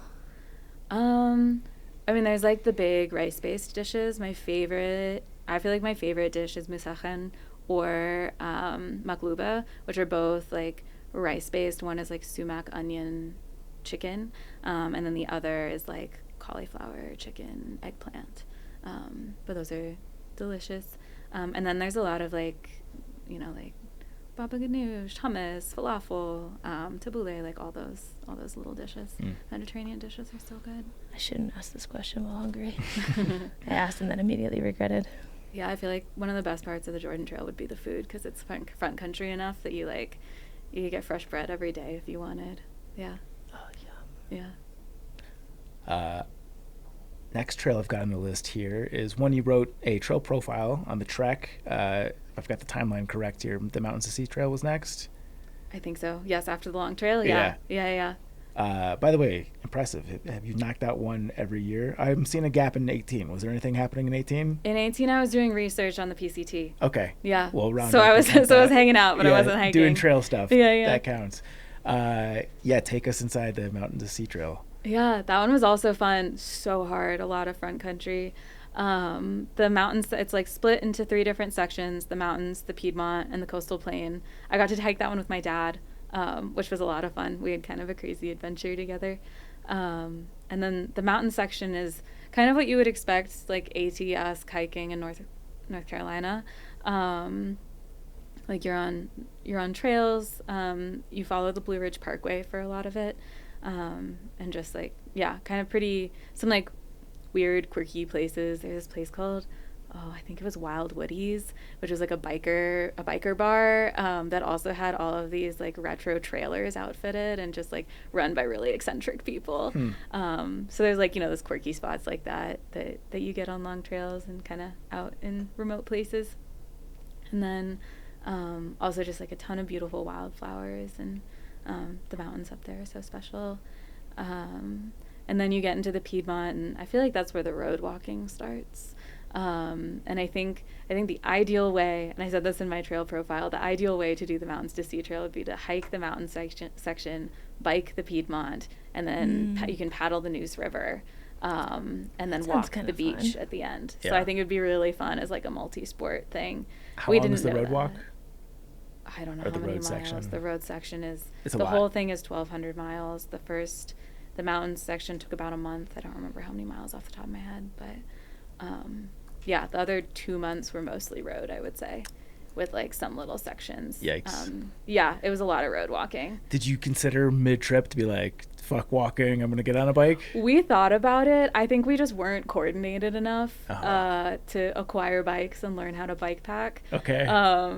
And then we really considered paddling the Neuse, but again, we just didn't. We didn't get it together. Yeah. We like the thing with the Mountains to Sea Trails, you're just doing logistics all the time because there's a crew of incredibly generous trail angels that have, if you are through hiking, have put their name on the website, and you can contact them and stay with them.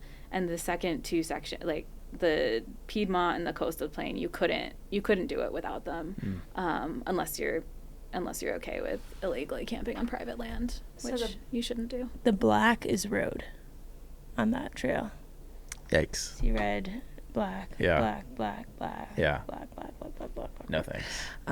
Heidi, Sketching Summits, recently I was like, the Mountains to Sea Trail. She said that if I ever decided I wanted to thru-hike it, to call her and she would talk me out of it. So do you have anything to counter that in terms of pro? Because her point was mainly these road walks, a lot of them are like maybe lesser on the safe side. Would you walk them, or would you say either skip them or bike them? I think if you skip them entirely, you're skipping a lot of the trail, unfortunately. I would say bike them. A lot of them did not, like, they're back roads with 45 mile per hour traffic and no shoulder, so, and it's like windy. Like it's not safe to be walking on. And I wouldn't say we had any close calls where I felt like I almost got hit by a car, but it just like wasn't comfortable. Yeah. I'd be nervous to even bike pack that, just based on the description. Yeah, I would also be nervous to be biking it, but I think, I don't know. Can you bike on the trail itself where it's not road? Because some of this looks like it goes from road to trail to road to trail. Are you carrying your bike? Are you having I know you didn't bike it, but if someone were to, are you carrying your bike? Are you having a person in a van shuttle it to you? Are you biking on the trail like you would on the Colorado Trail? How does that work? I think that the people that we met who were biking, or who had biked that section, biked on the trail. I think that trail is so logistically difficult to navigate. I don't know how legal that was. Like, I don't know if you're actually allowed to bike on the different sections. Also, a road bike versus a hybrid bike. Like, you can make miles on a road bike that you can't make on a gravel bike, but you couldn't take a gravel bike or a road bike through the Croatan National Forest. Like, those roads are too rough. Looks like. So I think that you would need different equipment. Bicycles are prohibited on most of the natural surface trail portions of the MST. A few areas are open to bikes. Segment 4, miles 7.6 to 19.5, miles 57 to 68.9, and then another one in segment 4 and another one in segment 6. Cycling is permitted on all roads and all multi-use paths on the MST, including forest roads and sandy roads. In addition, cycling is generally allowed on beaches. So it seems like maybe yes and no. Yeah, that sounds about right. I feel like we met people who were like, we biked it, but it wasn't perfect. Yeah. I love a frequently asked questions page. On their frequently asked questions, one of them is, will I have to deal with strangers? I do really like the Friends of the Mountains to Sea Trail as an organization. They are really committed to getting people out there and supporting hikers and people who want to do the trail. Their answer to that one's good too. Typically people are friendly along the MST, although you will need to use common sense. That was a good idea. I think they have one that's like, should I bring a gun? Yeah, they do. Yeah. Do they have ambitions to get this all on single track? Yeah, absolutely. Yeah. They're trying. They do a lot of work with private landowners to get easements. Yeah, they're doing really good work. How do you do that when so much of it goes around such not like mountainous areas? Like you're going around Raleigh, you're going around Greensboro, you're going around places that just aren't forest. Raleigh and Greensboro have so you're on the I forget what it's called, but there's like a greenway that goes through Raleigh. So you're walking on like the bike path to go through Raleigh.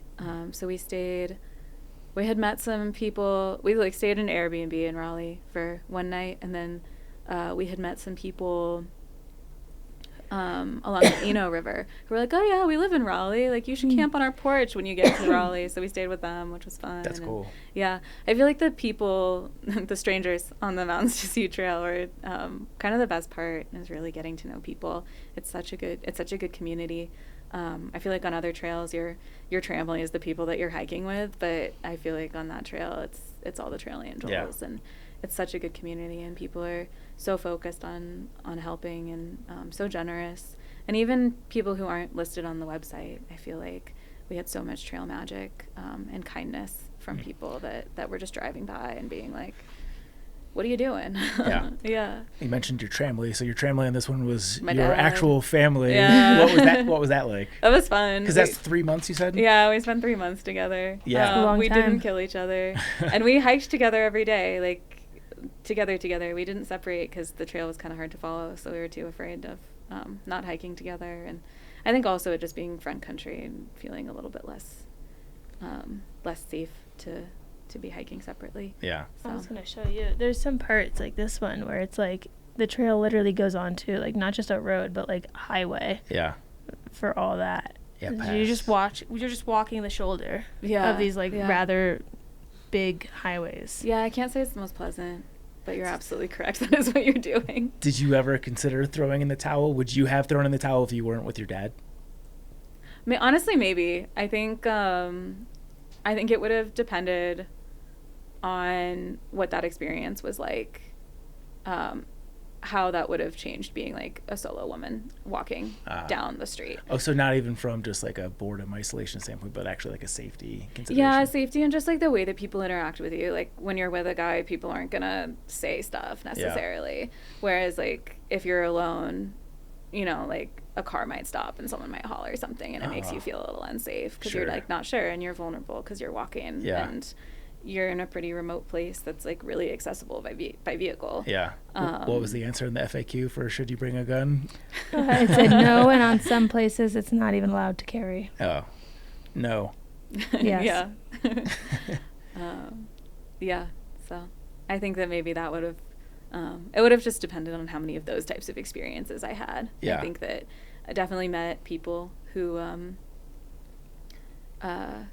had kind of more difficult experiences like that. And yeah, I think the MST was one of Tara Dower's first FKTs.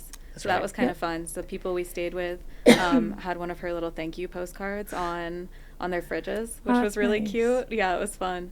It's like you're hiking the Tara Dower Museum tour. Yeah, exactly. Everyone was like, oh yeah, we met her. She was awesome. I was like, wow, yeah. That's funny. That would be kind of a dream. Yeah. It does look like, so there's a FAQ, when will Mountains to Sea Trail be completed? Because I was wondering, is it considered complete yet? It says the current route of the MST includes 700 miles of trail and about 500 miles of connecting roads. Our goal is a continuous off-road trail across North Carolina, and each year as new trail opens, they adjust the current route to incorporate that new trail. Over the last year, an average of 15 new miles of trail have opened each year. 15 new miles of trail a year, is that a lot or is that a little? Because I know sometimes it sounds like a little, but it takes a lot to do. But 500 miles of roads right now being retrailed at a pace of 15 per year seems It could take a while. It's going to take more than my lifetime. I right? bet you live long enough. What's 500 divided by 15? 500 divided by 15, guess. 500 divided by 15 is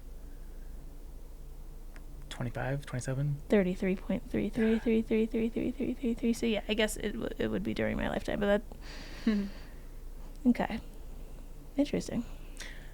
So this is a 3-month hike. You could have picked a lot of trails. What brought you to the Mountain to Sea Trail? That's a great point. We were gonna hike the AT, and then it was 2021, and our start date was before anyone had gotten vaccinated. And the Appalachian Trail Conservancy was saying, don't hike, and wait till people are vaccinated. And I think we're still not... they were slow they're still not to give the green light. They were not acknowledging hikes that started that Yeah. early. Yeah. And I think my dad and I are kind of rule followers, so we didn't want to do anything that was, not appropriate. I think not just that we wanted our hikes acknowledged, but also just we didn't want to be acting, out of sync with the governing body of the trail. Yeah. And the people who caretake it. That makes sense. Yeah. What'd you do in 2022 and 2023? I was working. Boo. She's not even a real hiker. Yeah. Is that Who Onyx? even works? No, I just started with Onyx like a year ago, but I was working for an urban forestry company. Yeah. Also doing maps, but more for trees. So that was enough to get you to want to do the AT. Yeah, it was pretty rough. So AT 2024. This is an atypical profile. Usually someone has one of the Triple Crown trails is like their first trail or like one of the first few. You have a lot of miles behind you prior to you stepping foot on the AT without having done a Triple Crown trail. What was that experience like? Yeah, I think I was just so comfortable. The AT was, I really needed it. I think not just working full time, but, I was living in the Midwest and didn't... Where in the Midwest? In St. Louis. Okay. And I was really struggling to find people that I deeply connected with, or that I could go outside with. And I had a couple good friends, but I think that it was just really hard for me to live there. It wasn't my place. And I was in a spot where I really needed community, and I needed something that I could feel really successful at, and where I knew I was going to be around people that were like me and that I could deeply connect with. So I feel like I went to the AT to hike and as a transition point, but also to find community, and to feel really connected again with other people. And so, so I think I kind of knew that Thru-Hiking would do that for me. I knew the AT was a social trail. I knew I would be able to hike with people. And it was finally a point where I was like, okay, I'm ready to take 6 months and do a hike and spend time outside and kind of feel like myself again.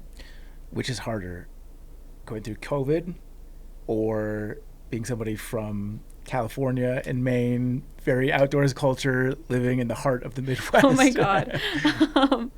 I feel like they were connected. I feel like I ended up there because of COVID and because I struggled so much to find a job after the Mountains to Sea Trail. Yeah. So you're in a better I'm gonna place say now. living there was harder than getting kicked out of a country because of COVID. Now you get to work for a cool company living in Denver. I'm so much happier now. Yeah. I've landed back where I feel like I belong. Yeah.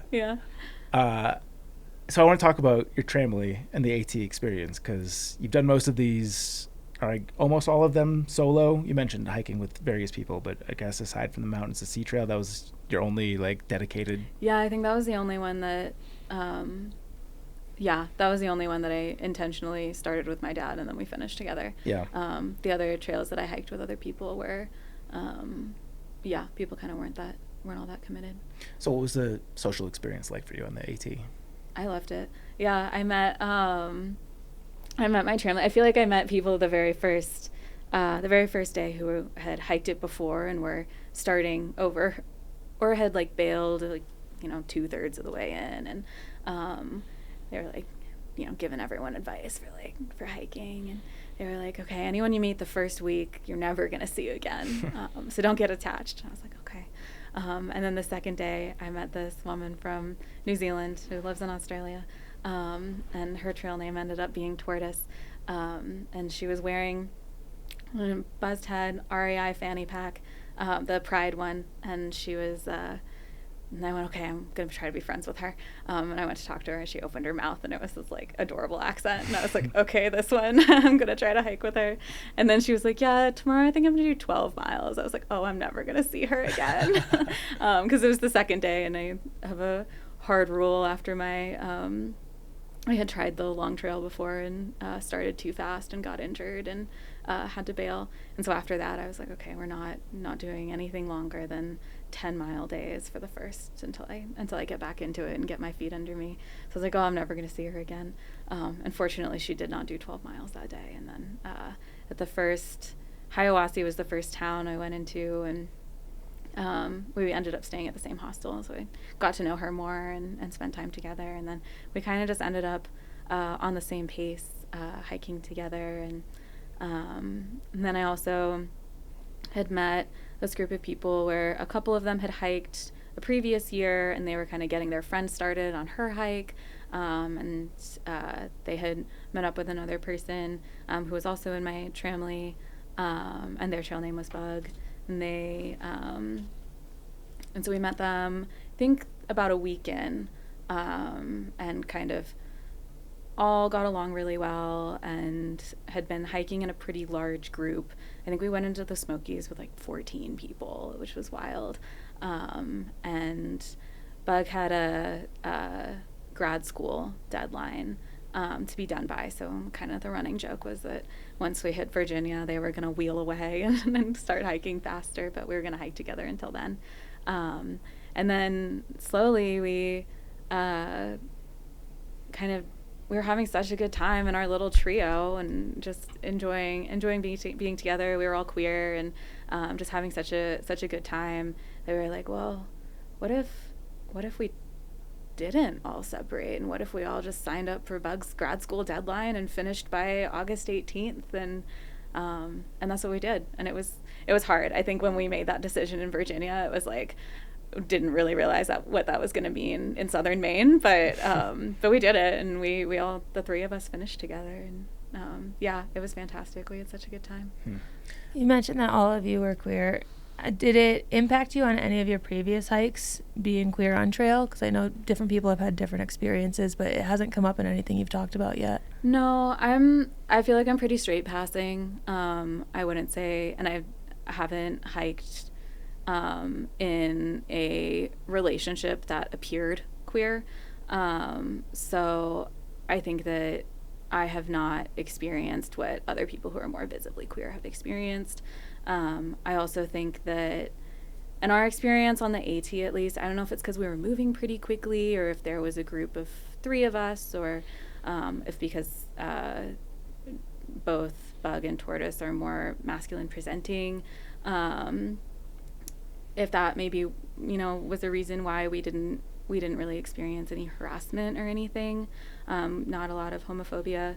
Maybe people who decided not to be our friends, but we were moving so quickly, like, I feel like we didn't really notice that explicitly. Whereas there were definitely other people that we met on trail, specifically gay men who had a very different experience of being singled out and kind of being harassed. And yeah, so I think that we were lucky and maybe kind of specific to our identities and the pace that we were hiking, and the way we present. We kind of avoided any harassment or homophobia. Do you recall any of those stories that you'd heard secondhand? Nothing like really explicit. Definitely just people feeling not very included or welcomed. Nothing too crazy. I mean, people are always saying stuff. We had a shuttle driver in Hiawassee, and apparently the mayor of Hiawassee is a lesbian, and or at the time was. I don't know who the mayor is now. But he was talking about how everyone in Hiawassee is like all weird about her being a lesbian. And he goes, but heck, I'm a lesbian. And I'm sitting next to Tortoise, and I've just met her, and she's like a lesbian from New Zealand. And I look at her, I'm like, oh no, this is her introduction to rural America. Is this shuttle driver claiming that he's a lesbian? So that was a little bit funny. Yeah. I guess there's more offensive things to say, right? Like, it's an accepting vibe. For sure. Yeah, just a little bit clueless. But yeah, no, all well-intentioned, certainly. Yeah. So I feel like that was more where you kind of met people who like didn't really know what to do or what to say, rather than us experiencing like violence or anything. Yeah. It also mentions in the show notes you having really focused on and seen the importance of intentional trail community building, specifically pre and post the AT. Can you tell us kind of with this hike what your takeaways were and how this transition or realization kind of took form? Yeah, I think I've been really lucky in, like, despite being in places like Jordan where I'm so different from the people who live there, and living in a lot of places where I'm so different from people around me, I think that I've been really lucky to find community and find common ground. And I think living in St. Louis before trail and really missing that and having that like pretty deeply affect me, I think I kind of came out of that experience realizing how important community is, and how I had just kind of stumbled upon it in the past rather than intentionally built it.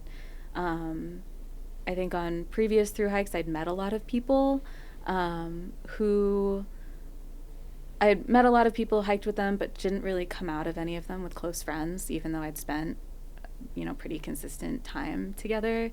And I don't think that was for lack of interesting people I could connect with on trail. I think it was just not being very intentional about who I was hanging out with. And I'm still in touch with a lot of people that I met. They're all wonderful people, but I feel like sometimes you come out of trail and you have like a lifelong best friend.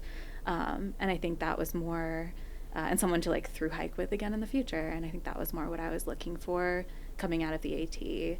And I really wanted to focus on hiking with people that I felt I could be really close to after the AT, and focusing on those friendships and those relationships.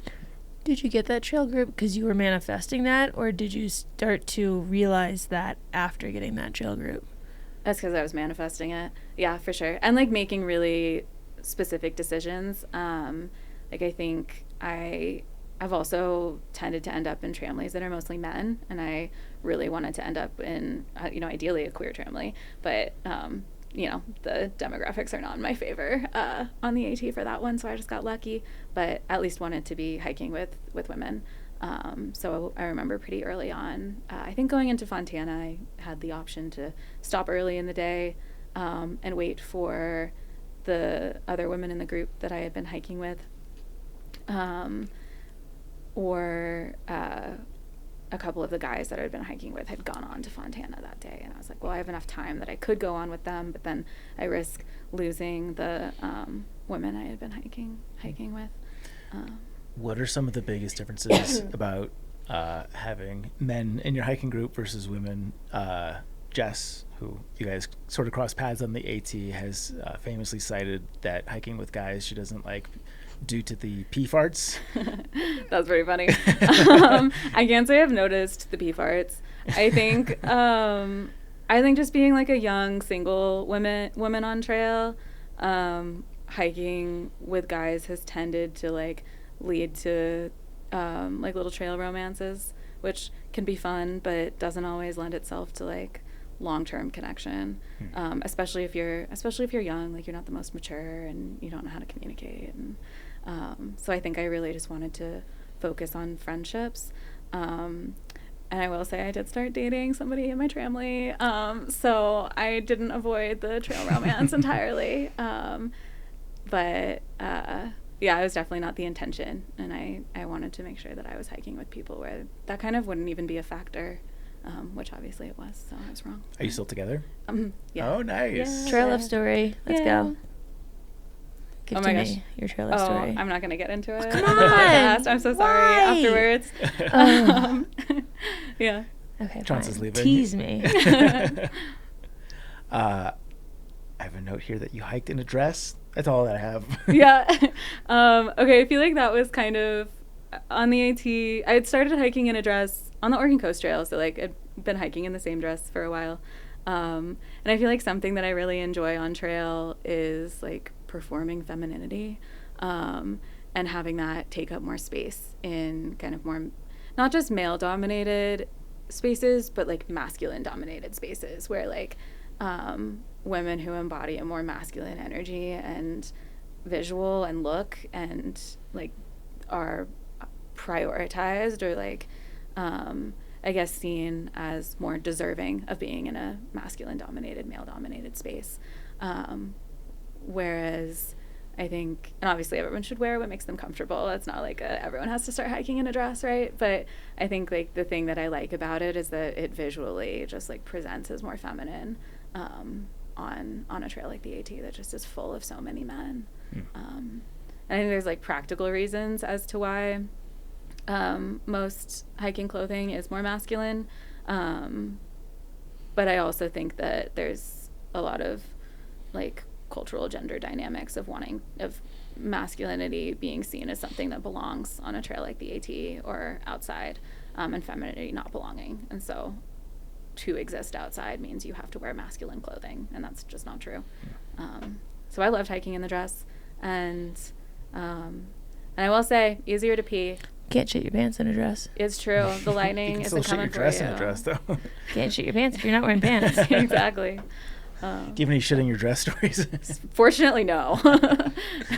What other ways did you practice femininity? Femininity. Femininity.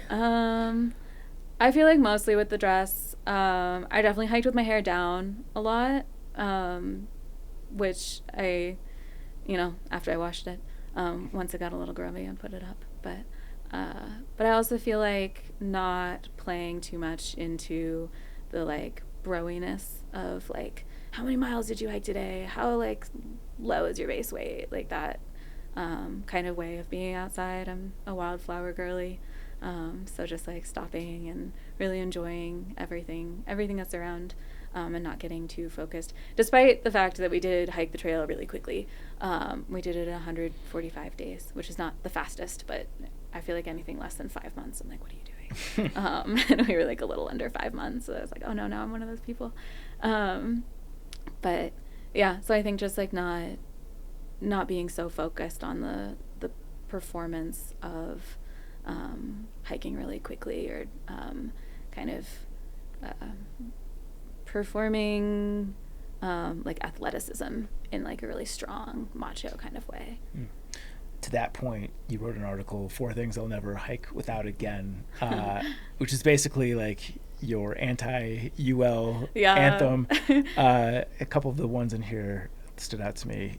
Tell me about your journaling supplies. Oh my gosh. Okay, I did admittedly not bring those on the AT because they are heavy, so I'm not immune. But I used to hike I love like scrapbook journaling, and so I used to hike with a little mini printer that you could print out photos that on like sticky back paper. And it was like this big. It was not a full printer.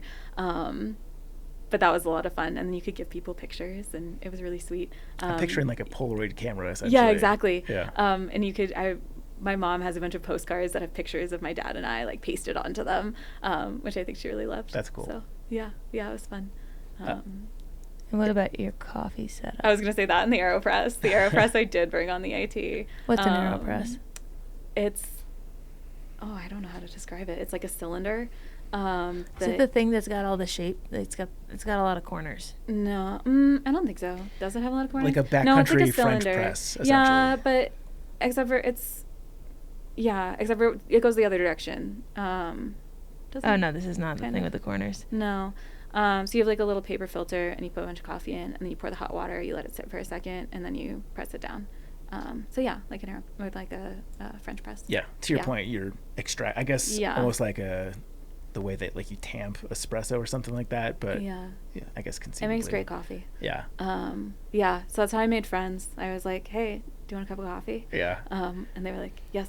Did anyone try to change your trail name based on that? Like barista or something? No, I feel like they talked about it, but I refused. Yeah. Yeah, I've just been Marmot for so long. It's not changing. Yeah. That's the thing with all the corners. Oh, the See all the Violetti. edges? That would be heavy. That would be heavy to Mm. carry.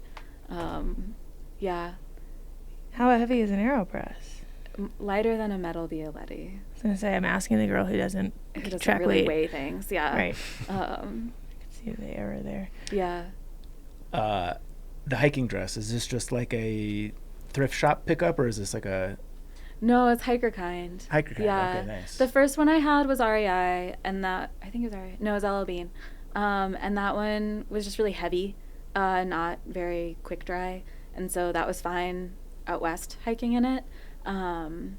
But once I got on the AT, it just wouldn't dry. And so it like started to smell really bad and get like kind of icky. And so at trail days, I was like, I gotta get something else. And so I had ordered the hiker kind dress to Damascus, and there's a video of me trying it on the Damascus post office to see if it would work. And it's like a great lightweight material, and yeah, I really liked it.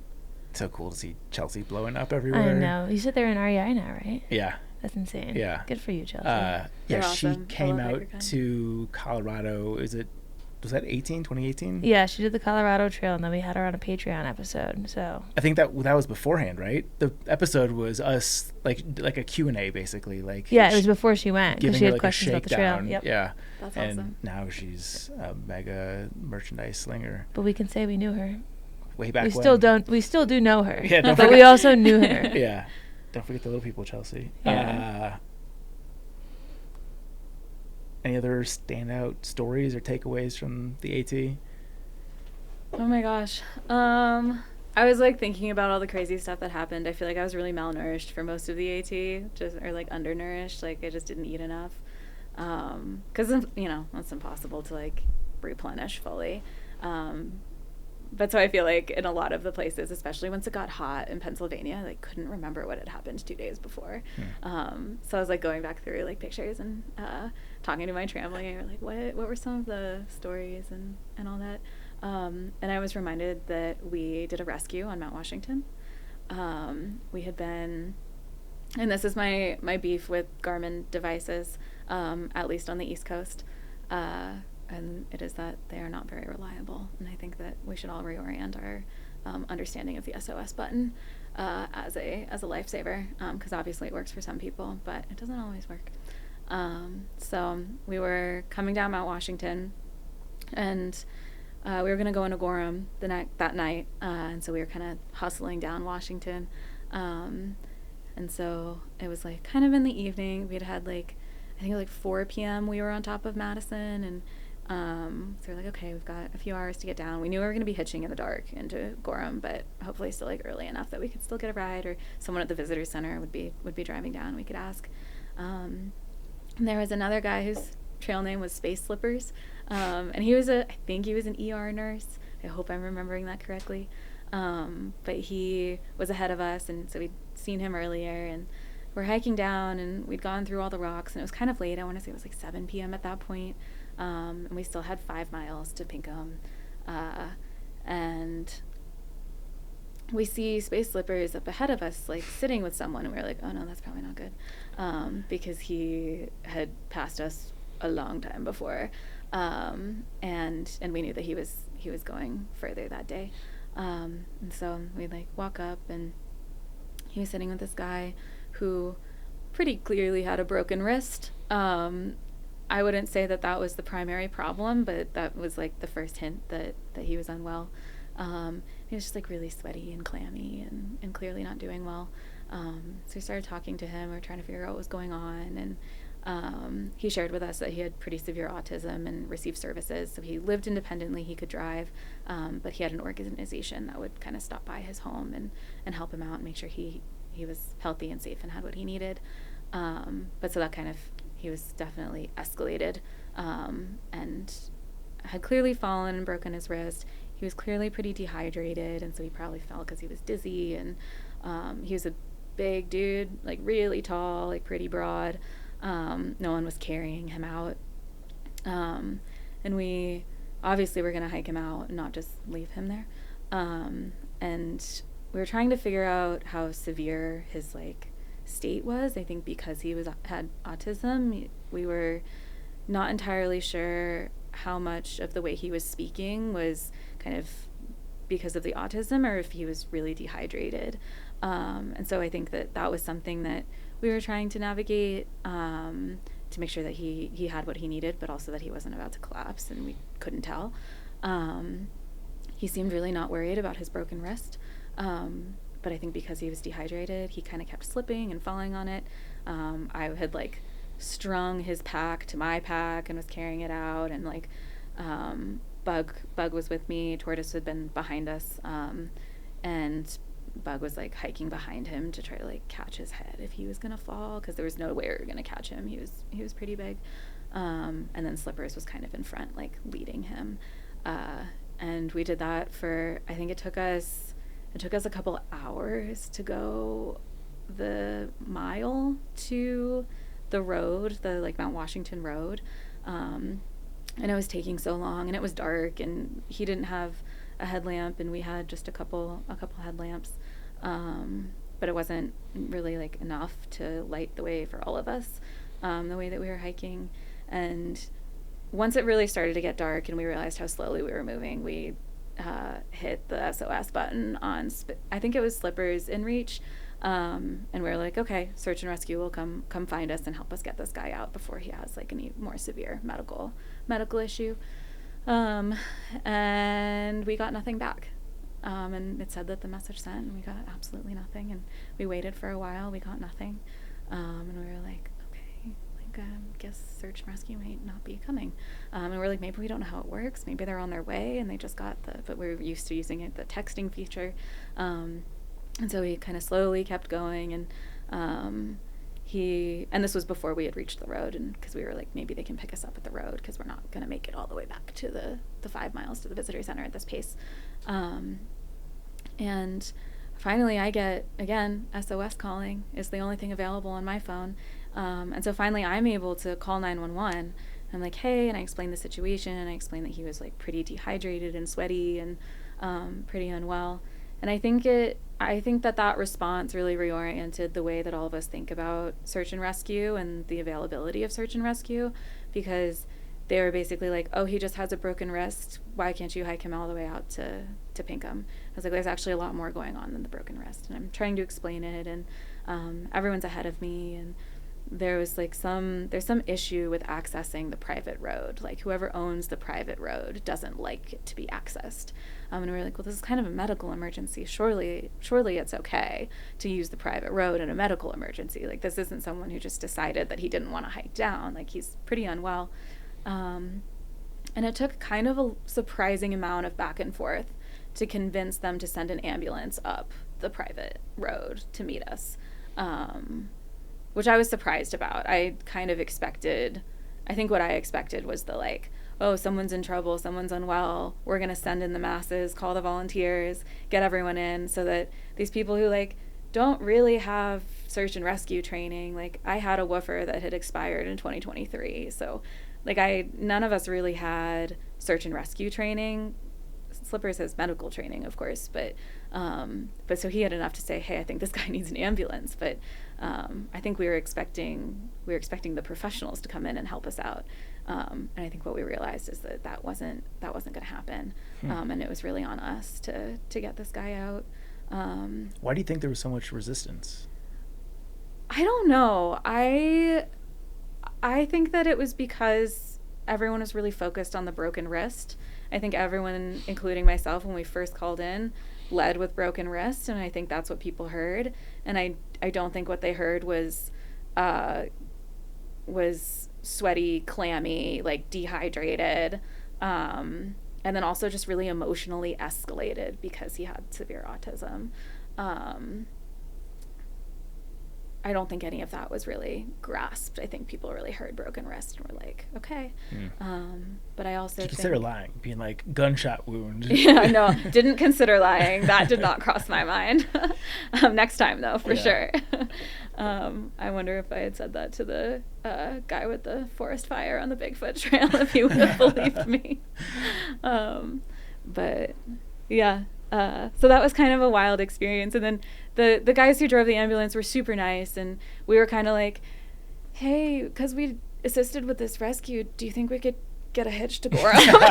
We were like, do you think, obviously this man is the priority. Ow, my elbow really hurts. And we can bring him to the hospital first, but do you think that maybe we could get a ride? Swing through the Taco Bell on the way. Hitched in an ambulance? Yeah, so we hitched in an ambulance to Gorham. That's great. And it was pretty funny. The guys driving the ambulance, like, clearly had never driven on that road before, and they were both, like, a little bit unsure of how to maneuver the ambulance on the like private road, which was a little unsettling and kind of funny.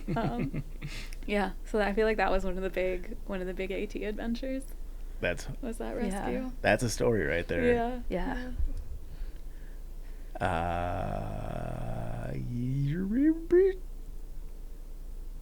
want to talk about the Teton Crest Trail? I know it probably feels like small potatoes compared to what you just done. No, it was so fun.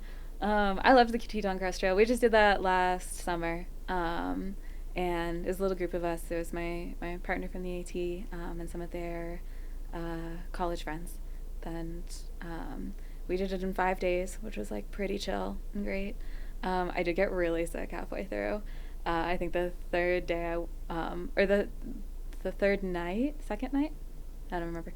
I got a fever. Oh no. Yeah, no, I was really, really sick. And I was like, this is how I die. This is the end for me. I like all the like little joint aches and bone and like chills and everything. And I was like shivering all night.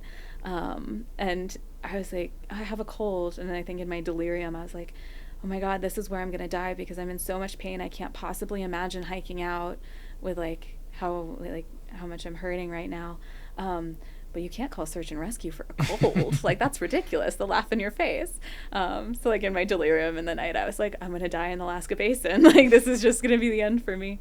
But the trail itself was beautiful, and we had a great, once I got some Dayquil in me, we had a great time. Smart on you for having Dayquil on hand. Well, somebody else had Dayquil. I was Smart not on the them for having intelligent Dayquil one. on hand. Yeah. Fortunately, she had Dayquil. Yeah, that's not a common first aid kit. No, but let me tell you, now it is. Yeah, sure. Yeah. So that was a lot of fun, and didn't get eaten by grizzly bears. Paintbrush Pass, they had just put the like shelf in before, like the little, like prior it was a boot pack. So when we got there, everyone was like, "Hope you brought your crampons." When did you hike? Beginning of July. Okay. I also hiked in July, but I don't remember when. I don't think so. I don't remember. We were like July 4th, first weekend. Continue. I was just thinking about paintbrush. Yeah. We were wigged. We had ice axes. I was like, I think we can do it with ice axes. And we had micro spikes. But other than that, and the group really didn't have any like snow travel experience. So other than that, I feel like that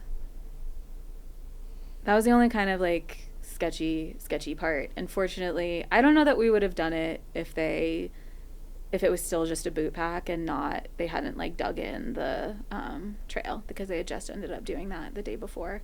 We might have turned around because it was still pretty, I think with the heavy packs, it was still pretty sketchy. Yeah, it was sketchy for me, and I think I was later in July. That's why I'm like, I wonder when that was, because I was freaked out. I don't have it on my calendar, so I guess it never actually happened.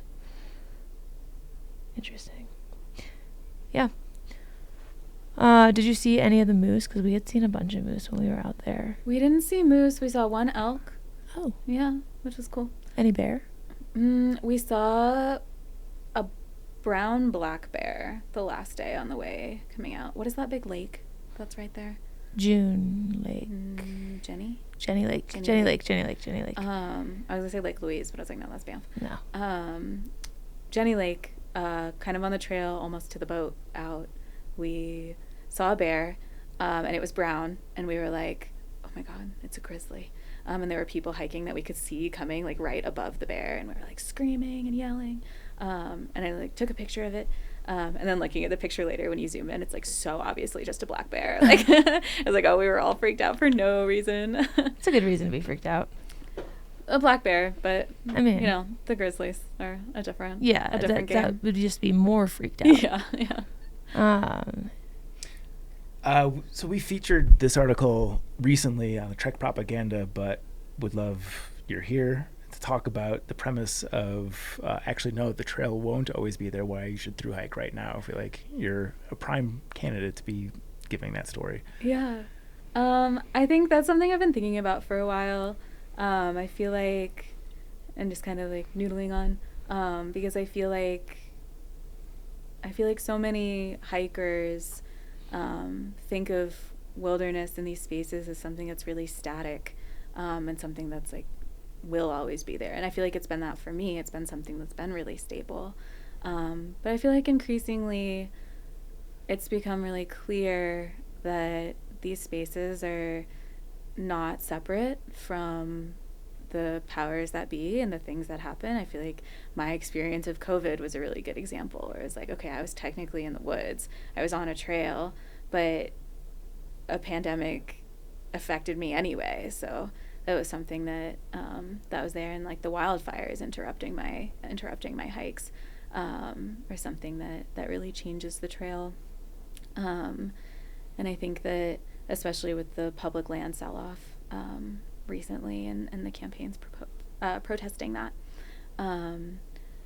that's been another example of a way that it's become so clear that that these spaces are not separate from like the politics and the social movements and all of that. So I feel like people really throw around the trail will always be there, as, and you know, it can be true, and a version of it will always be there, but I do think that the trails are pretty rapidly changing, because of climate change, because of geopolitical stuff, and so it's something that I wanted to write about, just to kind of encourage people to think about it a little bit differently. And hopefully to encourage, I feel like by the end I was like, oh, this is pretty dark. But I wanted it to encourage people to do the hike that they want to do, and not keep putting it off if they've been putting it off. Yeah. Yeah. Here. Yeah. And guess what? We're not always going to be here, and you don't know when that's going to happen. So Okay, let's not. Just saying. Chance is saying that she's not going to be here in 33.333 years. Listen, so. I also can't do math. It seemed like a lot longer. Yeah, apparently neither can I. Cool. Let's wrap with our sponsor question, the peak performance question presented by Topo Athletic. Use new code TREK15 Topo at topoathletic.com. Do you have a top performance enhancing or backpacking hack? Performance enhancing or backpacking hack? Yeah. Oh gosh. Probably the coffee, I was the gonna say, AeroPress. Yeah, nothing better than not drinking instant coffee in the morning. Yeah. Do you have a go-to bean? Ooh, I am a bit of a snob, and so my mission when I go into town is to find the local coffee roaster, and to get them to grind me some beans. Yeah, so far so good on that one. Are you like a 1 cup of coffee a day in the morning and the afternoon? 1 cup in the morning, yeah. Otherwise I get shaky. Yeah. Yeah. Good stuff. Marmot, you're awesome. Thank you. Where should people go to keep up with you? Obviously, you've got a writer's profile on the Trek, social media, whatever you want to plug. Yeah, writer's profile for sure. And I'm on Instagram. Yeah, I'm around. That's probably the best way. Reach out if you want to go for a hike in Denver. What's your handle? Jinx. C. of the mountains. Cool. That'll be in the show notes as well. Claire, thank you so much for joining us here on Backpacker Radio. Thank you. Bonus segment time. I get to sit back and learn, be entertained. Something's going to happen. Yes, things will happen. This is prompted by what is it, Artemis? Is that the name of the thing that went to the moon? Yeah. Yeah, obviously. I've done Artemis a lot of 2, I research. believe. Yes. What happened with Artemis 1? I'm sure there's a good story. Probably also went to the moon. And Project Hail Mary came out in theaters. Have you seen it? I've seen it and I've read the book. Good? Listened to the book. Yeah, really good. I see that the Rotten Tomatoes score is like out of this world. Yeah, and Ryan Gosling in a, knit is just unreal.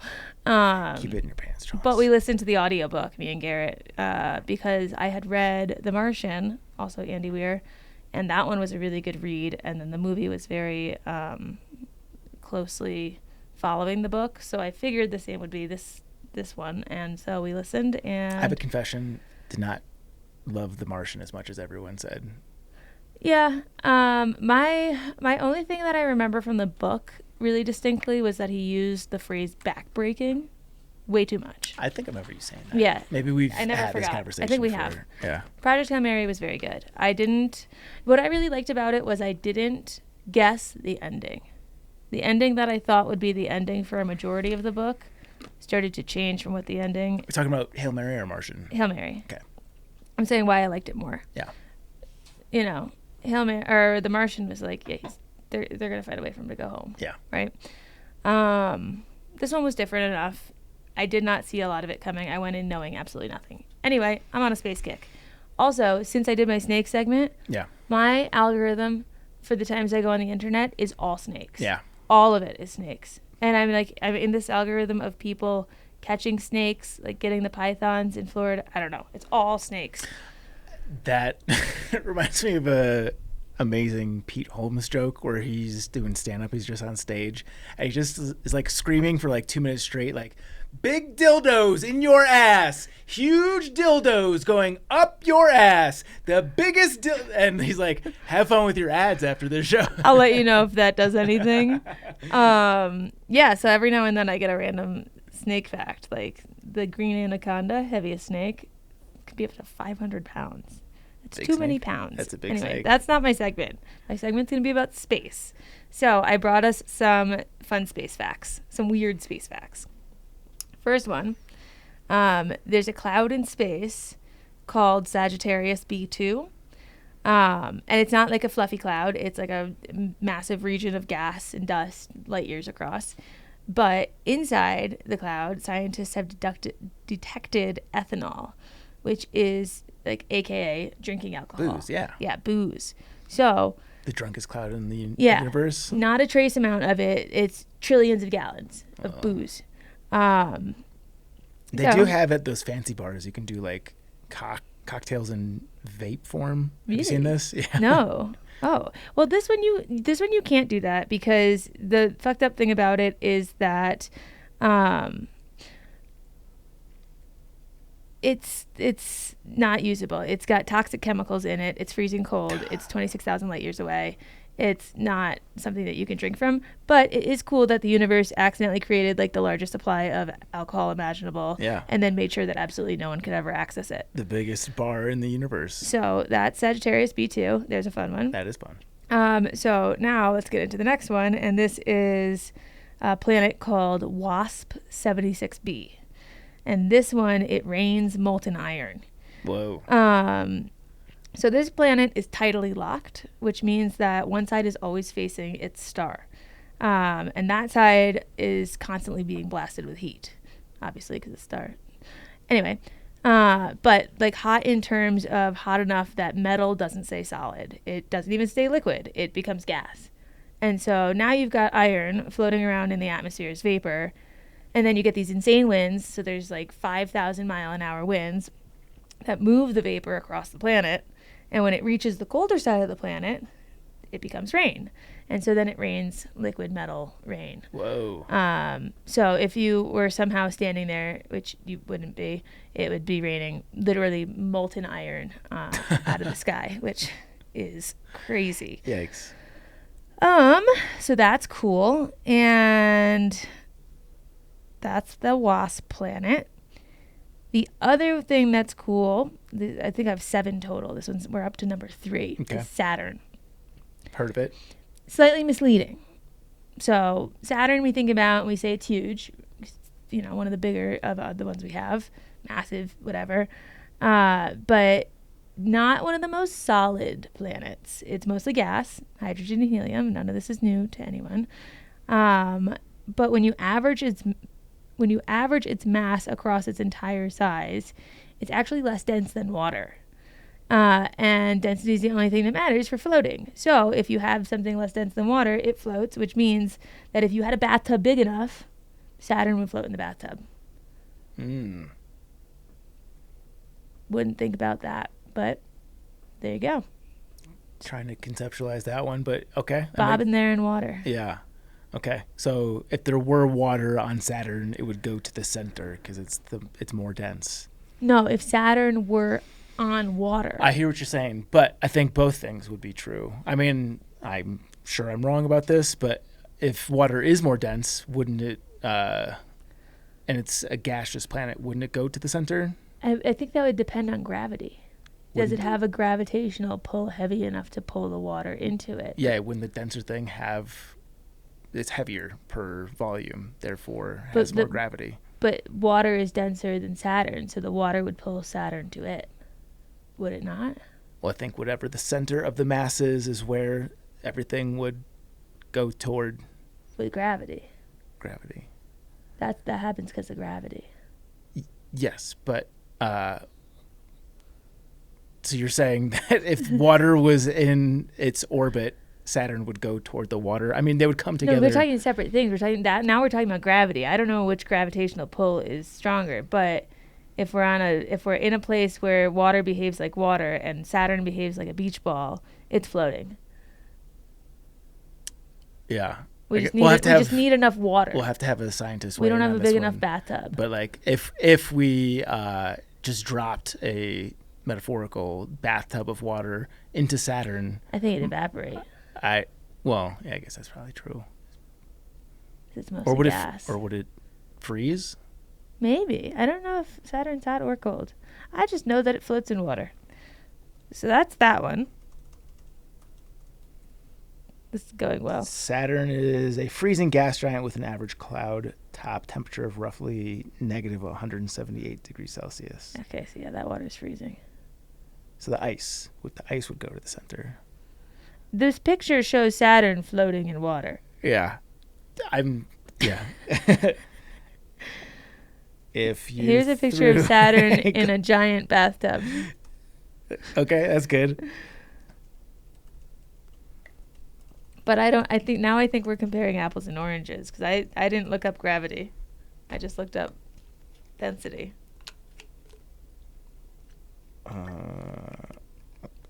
I'm definitely derailing us. If you threw a glass of water into Saturn, the water would likely never reach the core as a liquid or distinct glassful. Instead, it would undergo a violent transformation, eventually settling into a deep layer of the planet where the density matches its own.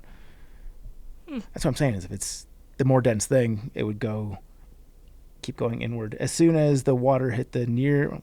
We don't have to do this. This is your turn. I don't think a more dense thing automatically goes inward. I think it depends on gravity. Well, gravity is dictated by weight per volume. No, gravity's a magic thing at the center that just pulls things towards it. Okay. I don't know. I'm thinking these two things are separate, but maybe this is beyond my scope. Listen, all I know is Saturn floats. Would you like to hear about something different? Yeah, keep going. Great. Space smells like burnt steak. Space smells like burnt steak. Yes, which sounds wrong because there's no air in space. So technically there should be no smell, right? Yeah. But astronauts have said that space has a smell and that when they go outside the space station and their suits get exposed to all these high energy particles and then they go back in and they take their helmets off and those particles react with oxygen, the reaction creates a smell, and multiple astronauts have described it as smelling like burnt steak. So independently, people keep coming back and saying, yep, space smells like something is burning. Yeah. Like steak. The way space is interacting with something is creating that. Yes. So if we're going into theories, like the simulation theory or like all the different universe reality theories, we could also just be like tiny particles on one big burnt steak. Haven't heard that one before. But yes, so if space had a scent, which in theory it doesn't because of all the reasons, people are saying that you come back in smelling like steak. Yeah. I would love to hear Artemis's take on that. What a unique scent. I know. Okay, next one. The moon is quietly leaving us. This one I feel like people know. The moon's drifting away from Earth. It's going away. It's about 1.5 inches per year. And the way that we know it is because astronauts left mirrors on the moon. And then we fired lasers at those mirrors and measured how long it took for the light to get back. Will it ever leave or will it ever stop orbiting Earth before the sun explodes? That is a good question. I don't know. I'm Because sure some math if it gets would work far here. enough away, Right. some other celestial object is close enough where it's now like, oh, hey, buddy, I'm on your team now. Would it leave quicker than the Mountains to Sea Trail will become fully off trail? Probably not. Yeah. But I don't know. You would have to know it leaving 1.5 inches per year, how many 1.5 inches per year it would have to leave to escape Earth's gravitational pull, and if that many years is more or less than the years left in the sun. And if you knew all those things, you could do an equation. So ponder that while you're walking on the trail, people. Honestly, these are great things to talk to your trail group about if you're currently hiking. Yeah, this will get you Because you could try several to figure miles. that out. So, yeah. So basically, Gemini says no. It's going to stay with us. forever? Yeah. Okay. Well, if you go back far enough in time, ipso facto, the moon would have looked way bigger in the sky. So maybe that's why in all those pictures of dinosaurs, the moon sometimes looks big, and it's not just because they're trying to make it look cool. I don't know. But yeah, the moon is slowly getting further. Next thing, crying in space. If you cry in space, your tears don't fall because there's no gravity pulling them down your face. Yeah. So instead, they just stay there and they form these blobs around your eyes, and they don't drip and they don't roll. They just build up. So astronauts have said it actually becomes uncomfortable because your eyes just fill with water. So instead of crying like we do here, you just slowly accumulate liquid emotion. And you could compare it to like becoming a lava lamp because those are your tears. Interesting. You're just a sad old I wonder if it lamp. wells up enough and then like you whip your neck, if it will detach from your eye that way. Yeah. These little eye tear whips. Yeah. You become the weapon. Or if it's like your astronaut helmet, but you're just in a bubble of tear. And then are you drowning? Can you drown in your own tears in space? I feel like you'd be very upset to generate that much liquid. If they don't leave your face and Yeah. they just accumulate there, and eventually they accumulate over your nose and mouth, and somehow your hands are restricted Yeah. and you can't wipe it off on anything. That would be Drown in your tears the wimpiest way to go down. in space. Yeah. Yeah, there's a lot of cooler ways to go in space. Yeah. Anyway, I digress. My last one. Neutron star density. This is where we get out of my realm of understanding. But this goes back to density, which we already know we're going to struggle with. There are objects in space that are called neutron stars. And they form when massive stars collapse in, like, themselves. Like, so imagine something, like, bigger than our sun. Gets crushed down into something super small. Size of a city. That's not that small, but, compared to a sun. And all of that mass is just compressed into this tiny space. And when that happens, the matter will stop behaving normally. So basically, the atoms collapse, so to speak. And since you don't have normal structure anymore, it's just this incredibly dense material packed together. And if you took a tiny amount of it, it would weigh billions of tons. Like a little spoonful would weigh billions of tons, which is more than a mountain. So that's interesting. Teaspoon of something weighing that much. I think it says you could never touch it because the gravity alone would destroy you instantly. That makes sense. Now we're bringing gravity back into density, and that's where I'm not qualified to talk about any of this, but that's where the two start to cross paths again. Yeah. But in honor of Artemis 2 and Project Hail Mary, there is some loosely researched and underexplained fun space facts for you. Cool. That was good. I like space facts. Thank you. That could be a recurring one. You now maybe know more or less. I'm certainly more confused. Yeah, I know space more, leaves me the same way too. Yeah, but dizzier somehow. Yeah. To the Trek propaganda portion of today's show. You guys are going to like today's bonus segment. Sean just exploded my brain a little bit. Yeah, I exploded mine too in the process. Yeah. Sometimes you shouldn't ask such hard questions. Yeah, I think I have to go lay down after this. But here we are. Okay, this first one. God, I hope this isn't relevant by the time this podcast comes out, but has to be covered. This is by, of course, Katie Jackson. I think both of today's are Katie Jackson. Yep. Yeah, they always are. 121 years of Forest Service doctrine undone. What comes next? The current administration just made the biggest structural change to the U.S. Forest Service since its founding in 1905, moving headquarters to Salt Lake City, closing all 9 regional offices, replacing them with 15 at-will state directors, and closing 57 local research stations, all on top of a 32% staff reduction over the past 15 months. Supporters are calling this cutting bureaucratic fat. Critics, including Forest Service retirees, see it as a deliberate dismantling of institutional independence to clear the runway for aggressive timber extraction and potential land transfers.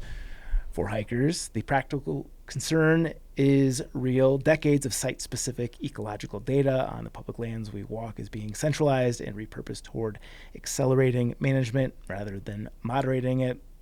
If you want the full breakdown of this one, Katie does a very good job. The link is available in the show notes. And, yeah.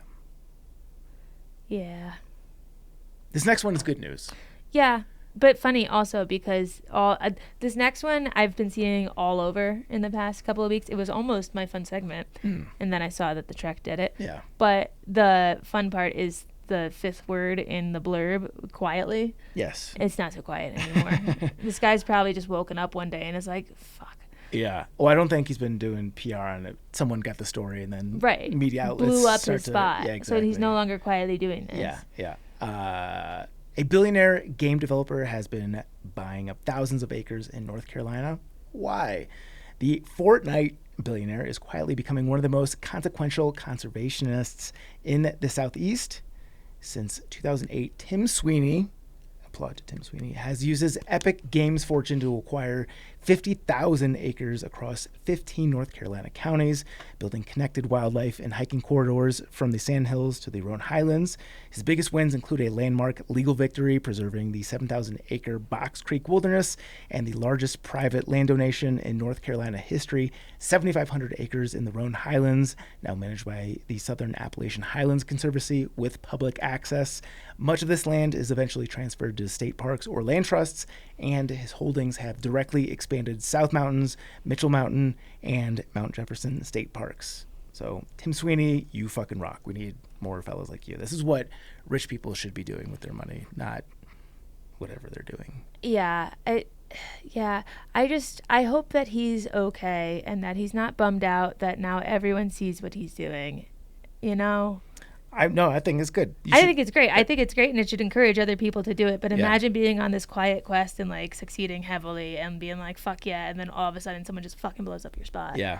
You're like, damn, I hope they don't make it harder because of that. But I'd be curious to get his stance on... I just texted Rachel and I said I challenge you to get him on the pod. That'd be awesome. So, but hey, and also, can we have like $2 million if you've got $1 billion? Yeah, but also, can other people with shit tons of money also do that? That's fun. Here. Yeah. Just got real quiet in here. That was the billionaires turning off sound. They're listening. Yeah. It's the first time they've turned off the air here in a week. Okay. Today's question of the day. Would you rather have every September off, fully paid, no PTO touched, so it's not impacting any of your work structure, or be able to thrive off 4 hours of sleep every day? Okay, questions and follow-ups. First one, I'm confused that here's what Rachel said, and I feel like we need to include her in on this. Because I said easy. when you sent it, because this is an easy answer. And then Rachel said, so easy. Why do I think I know what Zach will say and it's the wrong answer? And then I got nervous because I always say that's interesting because I think I would say the same thing as Zach. So now I need to clarify to make sure I'm reading this correctly. When you say thrive off 4 hours of sleep, are we talking about like you feel as if you had 9 hours of sleep? But am I still the same human that needs 9 hours of sleep? No. And I'm just like... You get all the benefits with 4 hours of sleep that you would get, whatever your ideal number of sleep is. I'm an evolved 9, 10. human. Yeah. I'm like the Cullens in Twilight where they don't sleep and they don't need to sleep. Correct. And I've also heard some theories about like your longevity is tied to how many hours of sleep you get. Let's say in this hypothetical, if you were going to die at 90 before, you're going to die at 90 sleeping 4 hours per night. And am I naturally waking up after 4 hours or am I still Yeah, you're just waking up. It's just like bing, right? You feel good. You can start your day. Yeah, I'm taking 4 hours to sleep. Interesting. Easy. So my interpretation is Rachel thought that's what I was going to say. That's what I thought. Yeah. Because that makes me think that she thinks that September is the easy yes. So I was kind of expecting you to say that also.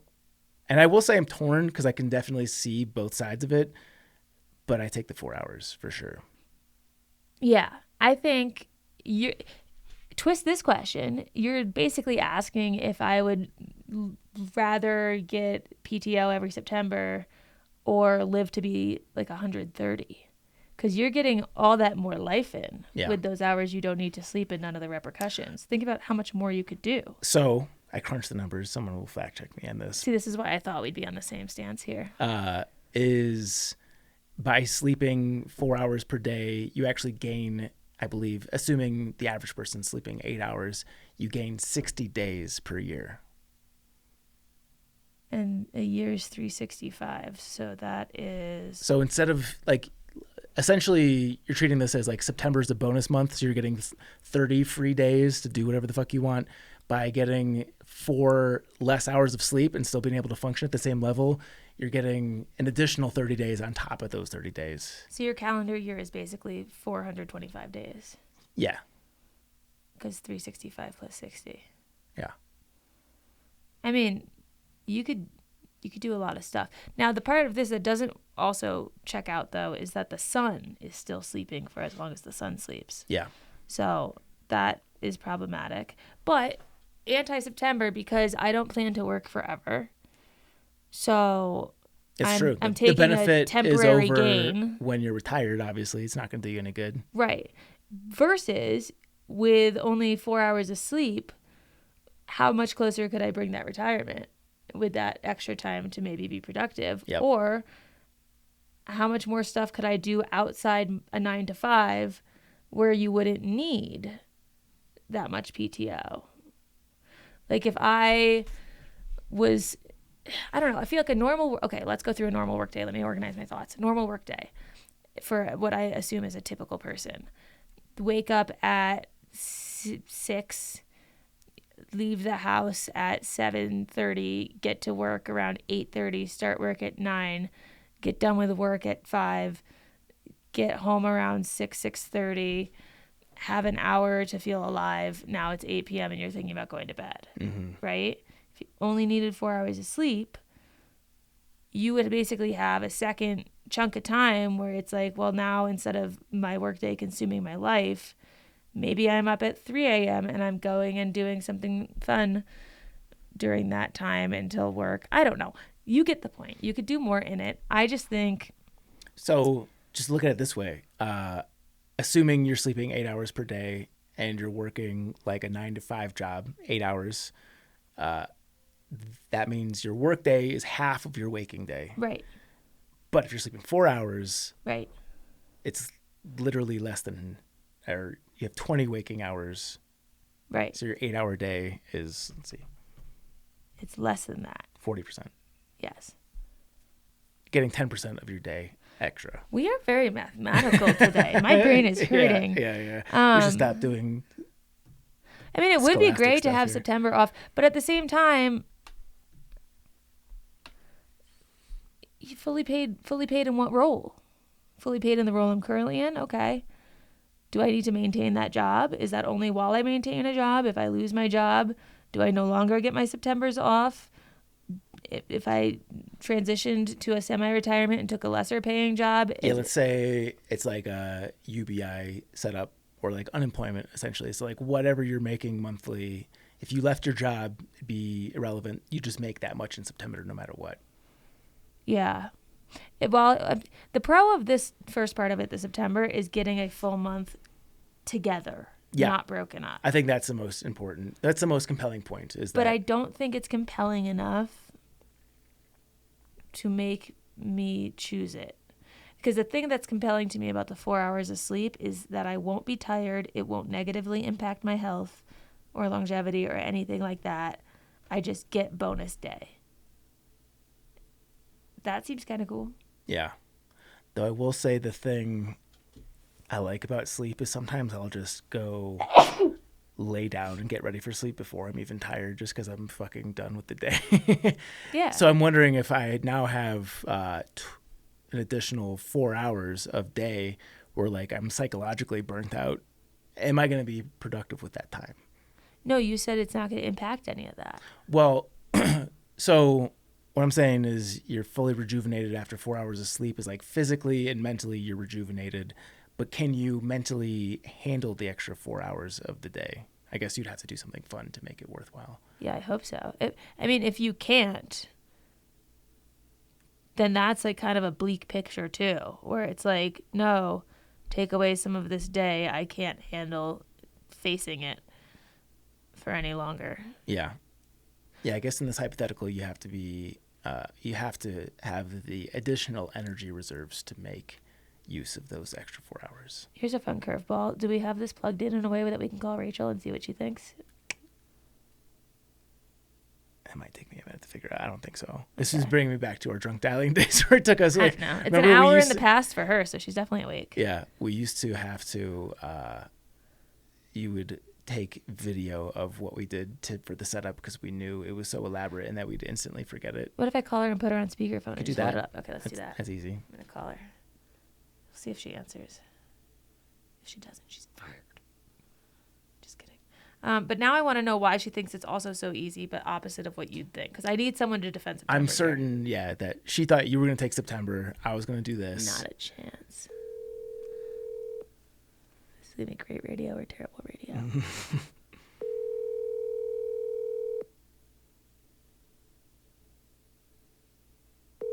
If she doesn't answer, she's admitting she's wrong. Hello. Hi. Would you pick September or the Wait, 4 hour? You have to let her know she's on the Oh, yeah, podcast. you're on radio. Hi. Disclaimer, you're live. But Okay. we're not actually live. We record in advance. Would you take September or the 4 hour sleep? What do you think I would take? We're kind of guessing September. I'm certain you'd take September. I did pick September. Yeah. And you so thought low. that I was going to take the extra 4 hours and that Chance would also take September. I Am took I right? 4 hours. Oh my God, everything I know is a lie. I know. What's your defense for September? Because I'm really not finding some. I just feel like it is such any hiker's dream to have like uninterrupted time off. And even if I don't have to sleep as much, I still have to like get up and go to work every single day. So I'd rather have the uninterrupted time off. And I figured that as a busy father of three, Zach would pick the sleep one because he doesn't get very much sleep. But maybe he's already thriving off of 4 hours of sleep every night. That's true. I'm back to a full sleep schedule, but no, the uninterrupted month off. I think if I didn't have kids, I would probably take that. But it's not like I'm going to go disappear for a hike anyways. Wait, but you picked the September. No. You picked picked the- September. Oh, no, so I was right. Zach did pick the sleep. Yes, but I also picked the sleep. Okay, so I was off on Chance, but I was Yes. dead on with Zach. Yeah. Okay. Yes. Yeah, Okay. you know that. Okay, cool. Well, we Wow. just wanted to know. Awesome. I'm fascinated, and Chance, you're wrong, but Yeah, well, it wouldn't be the first time. Okay, love you. Okay. Bye, Rico. Bye. Knew she'd say September. Good. I get her point. Yeah, I do too. I just don't agree with it. The triple crown of barbecue foods. I like my baby back ribs. You're going first? Yes, Okay. ribs. Yum. Not my top choice. What? The next one I think is so obvious. Oh, no. No, I did this out of order. Brisket. Okay. Phew. Brisket's not your number one? Brisket is the best of all time for everything. It's great. It's not my number one. Oh, it's easily number one for me. So thank you for not taking that. And you know what? I unbacktrack because short ribs fall under ribs, and short ribs are fantastic. I'll let you have the entire genre. Yeah, every rib. You like a beef short rib. I love a short rib. Okay. You get to go again, though. Shit, I know what you want next. I'm not sure if that's my pick. I'll do it just to piss you Come off. on. Pulled pork. Why would you do that to me? Pulled pork is really fucking good. It's tough to fuck up. Pulled pork is incredible. Yeah, I like it, and it's easy to make. Like that's. Yeah. You can't cook if you can't make pulled pork. It's just so good. And then when you just cover it in and the thing that's really good about pulled pork is it absorbs sauce. Yeah. And so you could just keep adding sauce and you never feel like you have too much sauce. Yeah. It's delightful. Yeah. A pulled pork slider with a couple pickles. That doesn't suck. Yeah. The problem where we're at now is I'm like, what's left? Those are the three main food groups. Yeah, we did take the obvious. Yeah. I'm not going to say this one because this one's just not as good. I'm going to go barbecue. You know what? I'm taking this objectively. Cornbread. Counts. That's a thing that you get at a barbecue restaurant that Yes. absolutely counts. Cornbread. And I'm going to stick to sides on this one. Do you have my cornbread clip? Play my cornbread clip. Oh, God. I wish these were... Love cornbread. I am a cornbread hoe. I am, and I'm proud.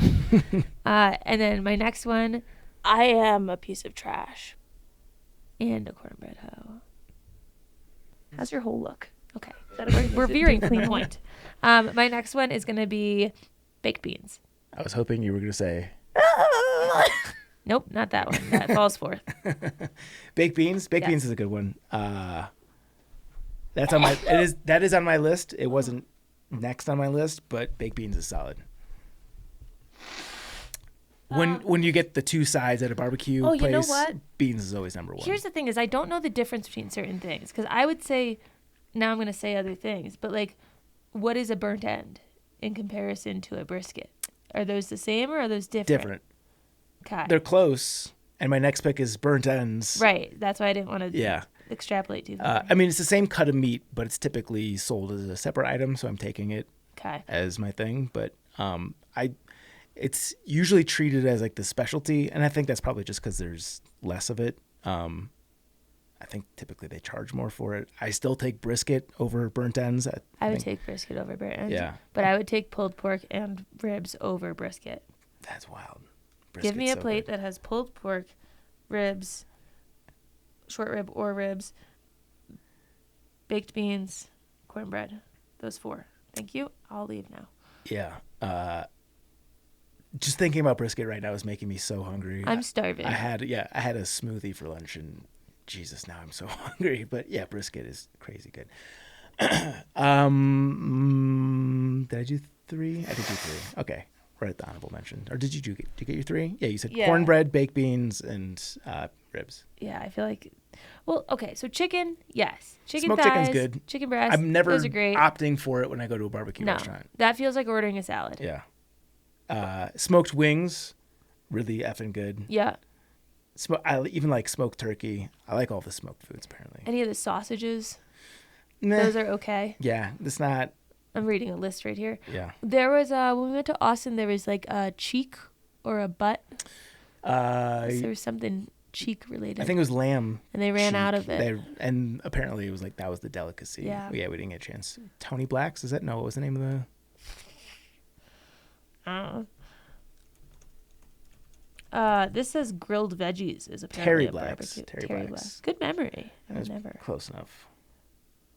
But yeah, I'm officially through the ones that I'm excited about. I get collard greens just as an attempt to get something that's a plant in my body while destroying it with everything else, but meh. Have you ever grilled watermelon? No. I think we talked about this recently. Apparently, well, not apparently, it is really good. I don't know how to do it. I think you just put it on the grill. But watermelon's really good too. Yeah. Grilled. I'll think of that a shot. So I mean, like grilled pineapple's good. I can see the connection. I really just want a plate of pulled pork.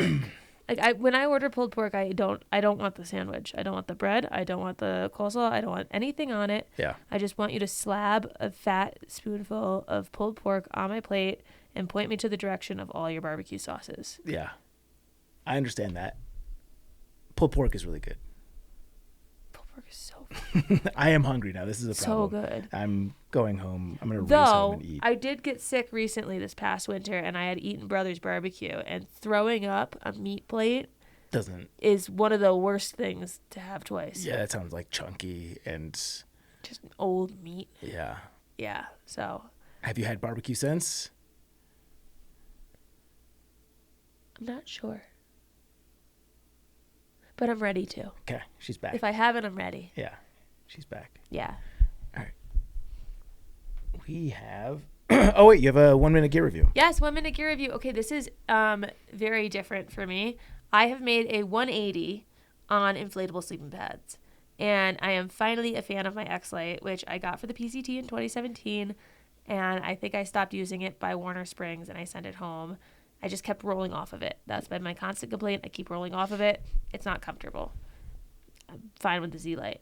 But over time, as I'm getting older and more old, the Z-Lite has been hurting my hips a little more. And I've gotten past that by just accordioning it at the hips, and that's fine. And I've had no reason to hate it. But I went camping recently, and I brought both just because I didn't know what to bring. So I threw a bunch of stuff in the bag, and I brought it, and we were car camping, so it was all there. And so I did what people say to do, which is put the X-Lite on top of the Z-Lite so it can't slip. And that did work, but I still wasn't sold. I still didn't find it to be fully comfortable. So I was not a converter yet because it was just like, I don't know, I'm sleeping on a balloon. You know, it doesn't feel that comfortable. The thing I did that made me, which is why I was laughing beforehand when you were like, what'd you do, inflate it? Is that what you did differently? The thing I did differently was I deflated it. Yeah. I deflated it halfway. I don't know why I've never thought to do that before. And all of a sudden... I think everyone inflates it to the point where it's like a balloon ready to pop. Yeah, apparently. Well, because when I was on the PCT and I would wake up in the middle of the night and it would have partially deflated, I'd be like, this is so stupid. I never thought, why don't you start with it partially deflated? And then it does. I guess it doesn't deflate further when it's already partially deflated, but it probably does. It probably does, but not enough to notice. But if you get it to this nice like half full spot, and I was surprised by how much air I took out, but it gives a nice bit of give where like your hip is, and it's like a super soft mattress. Yeah, and I'm a sleep with one leg cocked up kind of person, like one leg straight, the other leg bent. Can opener. Yeah, and like on a comfy day when it's not cold, I'll belly down, can opener, and you can get your knee on the bent up side of your leg over off one side of the sleeping pad, and then your like foot on your non-bent side off the other side, and it kind of holds it in place a bit. I don't know. I was wildly comfortable. Yeah. And I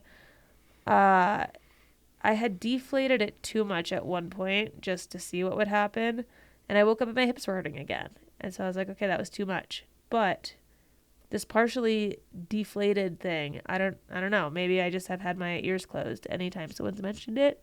It was my first time trying it, and I thought it was great, and I think I would do that in the future.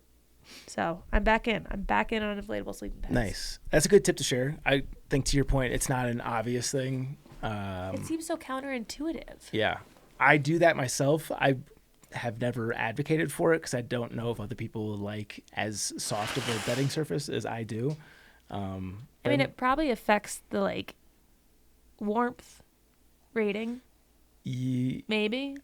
Yeah, that makes sense. More air in there is more to heat up. That makes sense. It's more separate from the ground. Yeah.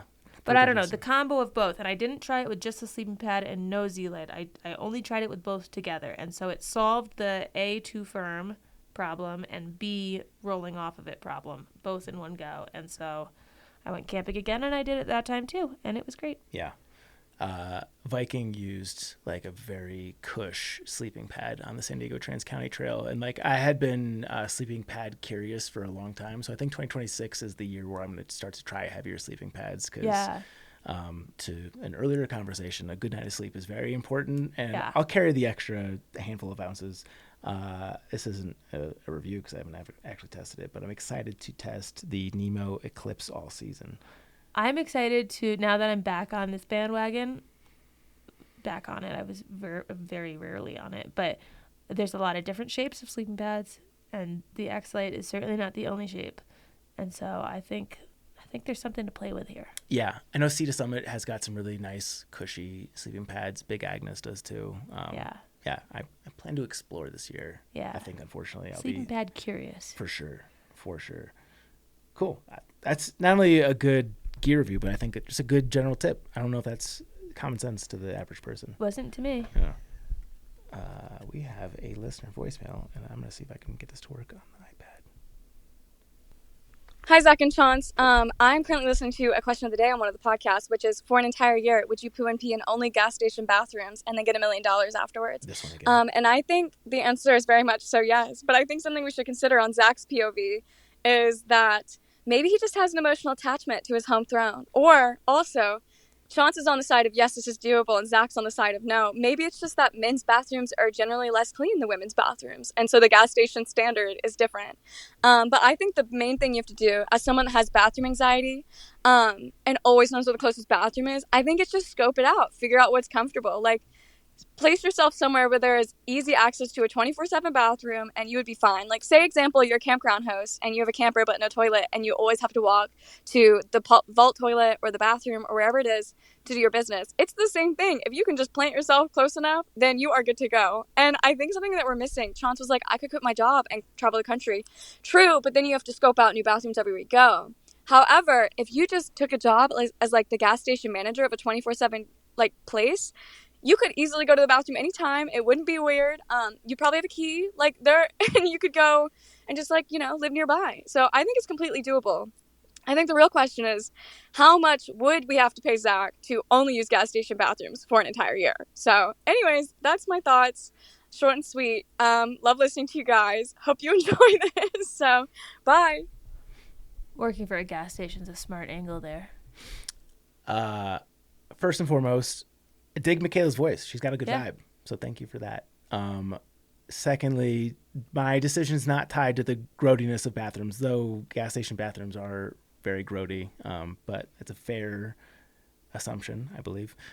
The question of how much I'd have to give it. So we've done this before. I guess we'll do it again. But my issue with this premise, the premise being for $1 million, only being able to go to the bathroom and gas station bathrooms for a full year, is that you're basically forfeiting a year from doing fun stuff. Like, you're not going to be able to do any backpacking trips. Day hikes would probably be tough. You're not going to be able to go on an airplane at all. Like, you can't go to a concert. You can't go on any long dinners. Like, all of the things that I love doing are just eliminated for a full year. And to my earlier point, you don't know how long you're going to live. Like, if you're going to live, whatever happens, 3 years, a bus could hit you. Are you going to give a third of your time for something that's really not even like retirement amount of money to forfeit your year? That's where the equation doesn't make sense. But she asked the interesting question of like, how much would it take? I don't know if there's an amount of money, because once you get to these certain amount of money where it's like infinity money's no longer a concern for you, whatever that number is. I just really don't want to forfeit a year of my life. Like, I can't get baited into this conversation again. Yeah. I just think you're so wrong. And I'm going to acknowledge my bias. I'm not in a financial situation where like money is a massive stress for me. Like, if the trek went under, I'm not in a place where like I wouldn't be able to feed my family for a couple of months. We'd figure it out. I could get a different job. So I understand people in different circumstances would feel differently about that. But time is the most precious commodity we have, and I'm not willing to trade it for money. So, well, I'm not getting baited into this again. I disagree. I'm there. I'm at the bathroom. Yeah. Cool. Good. Thanks for voicing in. Michaela. Yeah. Mailbag. Zach and Chance. Love the show. Thank you for all of your amazing work. I am 53 and plan to retire in 5 years. I thought that an Appalachian Trail thru-hike would be an amazing retirement gift to myself. I do not want a solitary hike, but feel I may not fit in with the 20-something crowd and won't find a tramily. I am concerned I will only get the negative aspects of the March bubble with none of the benefits. I would like your feedback on the idea of an older hiker doing a flip-flop hike instead of a standard northbound hike. A flip-flop hike appeals to me due to better weather, less annoying bugs, and smaller human impact on the trail. But I am concerned that a solitary hike would force me off the trail more than any other reason. Will I be lonely? I could leave after the flip-flop festival in Harper's Ferry to ensure more people are starting their hike when I do, but I'm not sure that is enough. Or should I consider a northbound hike but leave in late March, early April to avoid the busiest part of the bubble but still be around a nice-sized thru-hiker community? Your advice would be invaluable. Thank you, Scott in VA. If you're concerned about feeling lonely on trail, that would be a challenge with a flip-flop hike. Because even if like you planned it to the point where like you are starting where the bubble is kind of passing through further down the trail, the people that have hiked 400 or 500 miles are going to be in so much better shape. Unless like you are really actively training several hours per day so you can hit the ground running, you're not going to be able to keep up with anyone. Well, also, like, their hiking groups are going to be more established. Yeah. And it's much harder to join in something that's more established than join in something that's forming.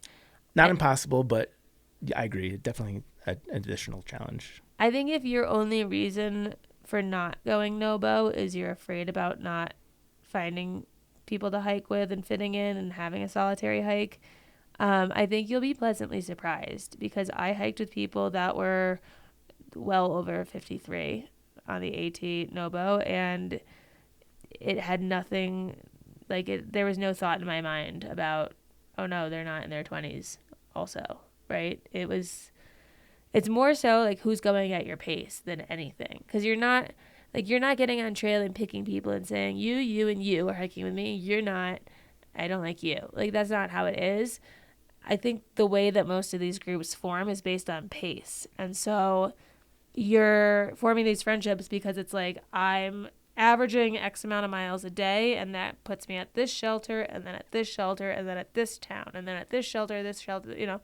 And the other people that are averaging that kind of mileage will also be in that type of, you know, pattern where it's like this shelter, town. And so you're going to start to see people pretty frequently, you know, and when you see people frequently and you're stopping at breaks together, and then you share a lunch together, and then maybe you camp at a shelter together, you're getting to know each other a little bit better each time.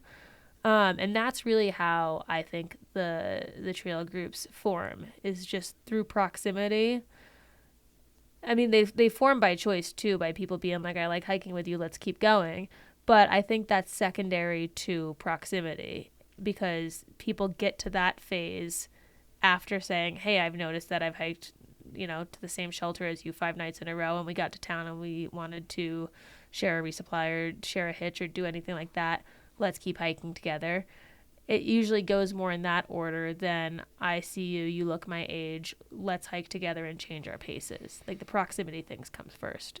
So I would say, don't overthink it, and don't, like, the idea of doing a flip-flop hike and doing a flip-flop hike is great, and it's great that more people are doing them, but it sounds like for you the idea of doing it is out of a fear of not finding people to hike with, and I think you shouldn't plan your hike around your fears.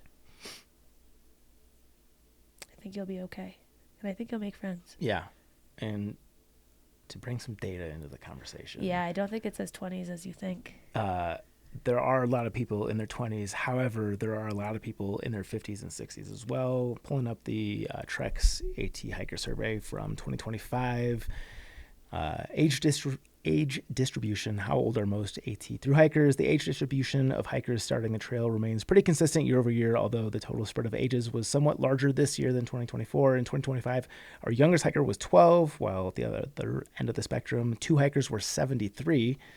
We see a large group in their 20s and early 30s, likely represented by recent college graduates and those with fewer ties to their homes, such as mortgage children, blah, blah, blah. This is followed by another spike of hikers in their late 50s and early 60s, as retirees often have the time and finances to make a thru-hike feasible. So our emailer here is in his early 50s. You're going to be well represented on trail. And anyone who's thru-hiked the AT will tell you that there are a large number of retired age hikers out on the trail. I would also say, like, yeah, the stats are there, but also you might feel like it might be more like a 20-something crowd because that's the people that probably use social media and the internet a little more heavily to document their hikes. Like, I feel like it's much more common to see someone just posting Instagrams all the time in their 20s than someone who's going to be in their 60s doing it.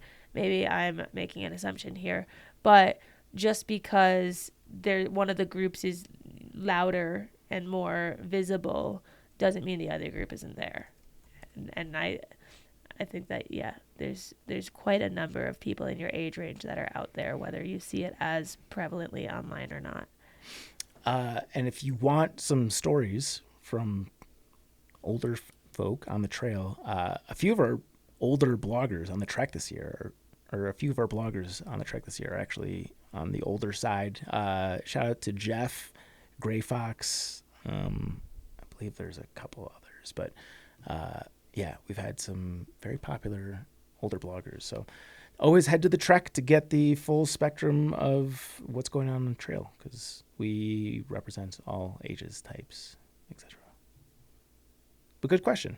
We should also address the fact that part of the reason that he wants to do this is better weather, fewer bugs, a smaller human impact. Those things are great reasons to do a flip-flop hike. But if you don't think that you'll finish because you're worried about being lonely, that is a real concern. Yeah. Certainly.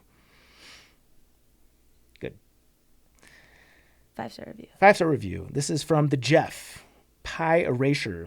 I don't know if I'm more offended by the pie erasure or Zach's disdain for mashed potatoes, shepherds, and chicken's pot pie in the top 6 pies. What about pecan, coconut cream, any number of berry pies? I'd rather have cherry pie than cookie cake any day of the week. Shout out to cherry Come pie. to trail days, though. Yeah.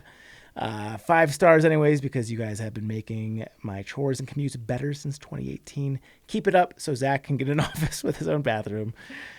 And that'd be awesome. That's funny. Yeah. This happened sometime last week where I had to take the spiciest dump.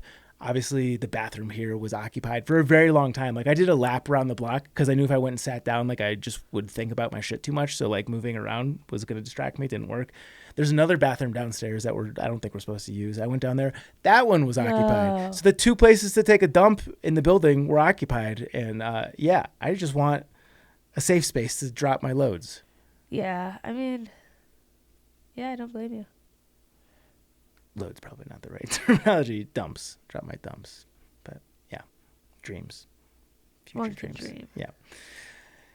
Yeah. You guys can have your reviews right on this podcast. Head on over to Apple Podcasts and leave us any number of stars. Just not 1, 2, 3, or 4. Also, screenshot your review, send us a message, podcast@thetrek.co, and we'll send you a sticker. Yeah. Thank you to today's title sponsor, Topo Athletic. Use our code TREK15 Topo at Topo Athletic for a 15% discount at topoathletic.com. What can I say about these shoes that I haven't said a million times? They're the best. They have low and zero drop options. They are incredibly durable. The most important part is that they're so fucking comfortable. Yep. Wore mine camping the past weekend and the weekend before that, and they were great.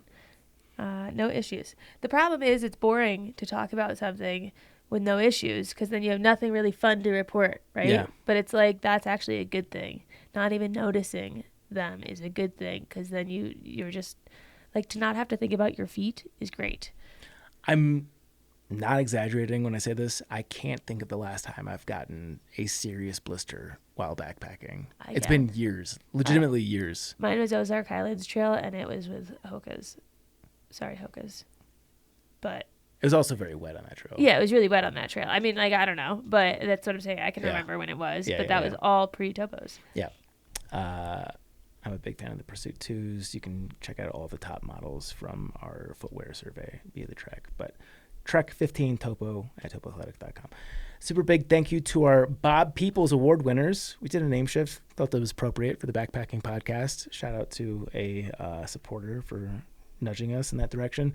That is Alex and Misty with Navigators Crafting, Alex Kindle, Andrew, Austin McDaniel, Bill Jensen, Brad and Blair from 13 Adventures, Brent Mullins, a.k.a. Cruzy, Brian Alsop, Fables, Carl Lobster Hood, Christopher Marshburn, Clint Sittler, Coach from Marine Outdoors, Eric Casper, Friendly Ghost, Eric Hoffman, Ethan Harwell Dunn, Jillian Daniels, Greg Knight, Greg Martin, Griffin Hey, Would You Bring Me a Beer, Haley Buckingham, Palace, Jackson Storm, Trooper, Jason Kaiser, Jason the Snail Snailer. He's back. yes. That's new, right? I think he was on the last one too, but he did DM us on Instagram. I saw a little snippet of it, but I don't click them because I don't like to confuse Elise, making sure that it showed up, and it does. So thanks. Hi, Jason. Jason back. Snailer. Barely know her. Nice. Oh my God, right. I forgot to even say that. The snail part threw me off. Yeah. Luke Netjes, Maddie in Arizona, Patrick Ciancialo, Randy Sutherland, Rebecca Braveheart, Rural Juror, Sawyer Products, The St. Louis Shaman, Timothy Hahn, Solo. and Tracy Trigger. Thanks to our guy, Paulie, at Old Man Murph's Coffee. I wasn't going to fuck it up today. I really made sure to buckle down. Yeah. At Old Man Murph's Coffee Roasters, go to ommcr.com, get yourself some delicious beans. Apparently, Becca won their big NCAA bracket, so shout out to Becca. Oh, wow. You can follow us on social at Backpacker Radio on Instagram and TikTok and Threads, whatever Threads is, how that operates. Backpacker Radio on Facebook. You can follow Chauncey. You can find me on Instagram at Juliana_Chauncey, on YouTube at Juliana Chauncey, and you can get my book, Hiking from Home, a long-distance hiking guide for family and friends, on Amazon. What were you going to say? Juliana Chauncey. Okay. You You should should my book, rename your Juliana book Chauncey. Juliana Chauncey by Juliana Chauncey. Yes. You can get my book, Zach Davis by Zach Davis, Yep. and Appalachian Trials and Pacific Crest Trials. Subscribe and follow us on Apple Podcasts, Spotify, or wherever you listen to podcasts. Follow us on YouTube. Hi, Internet. That is it for today's show. Thank you so much for listening. Happy hiking. Bye.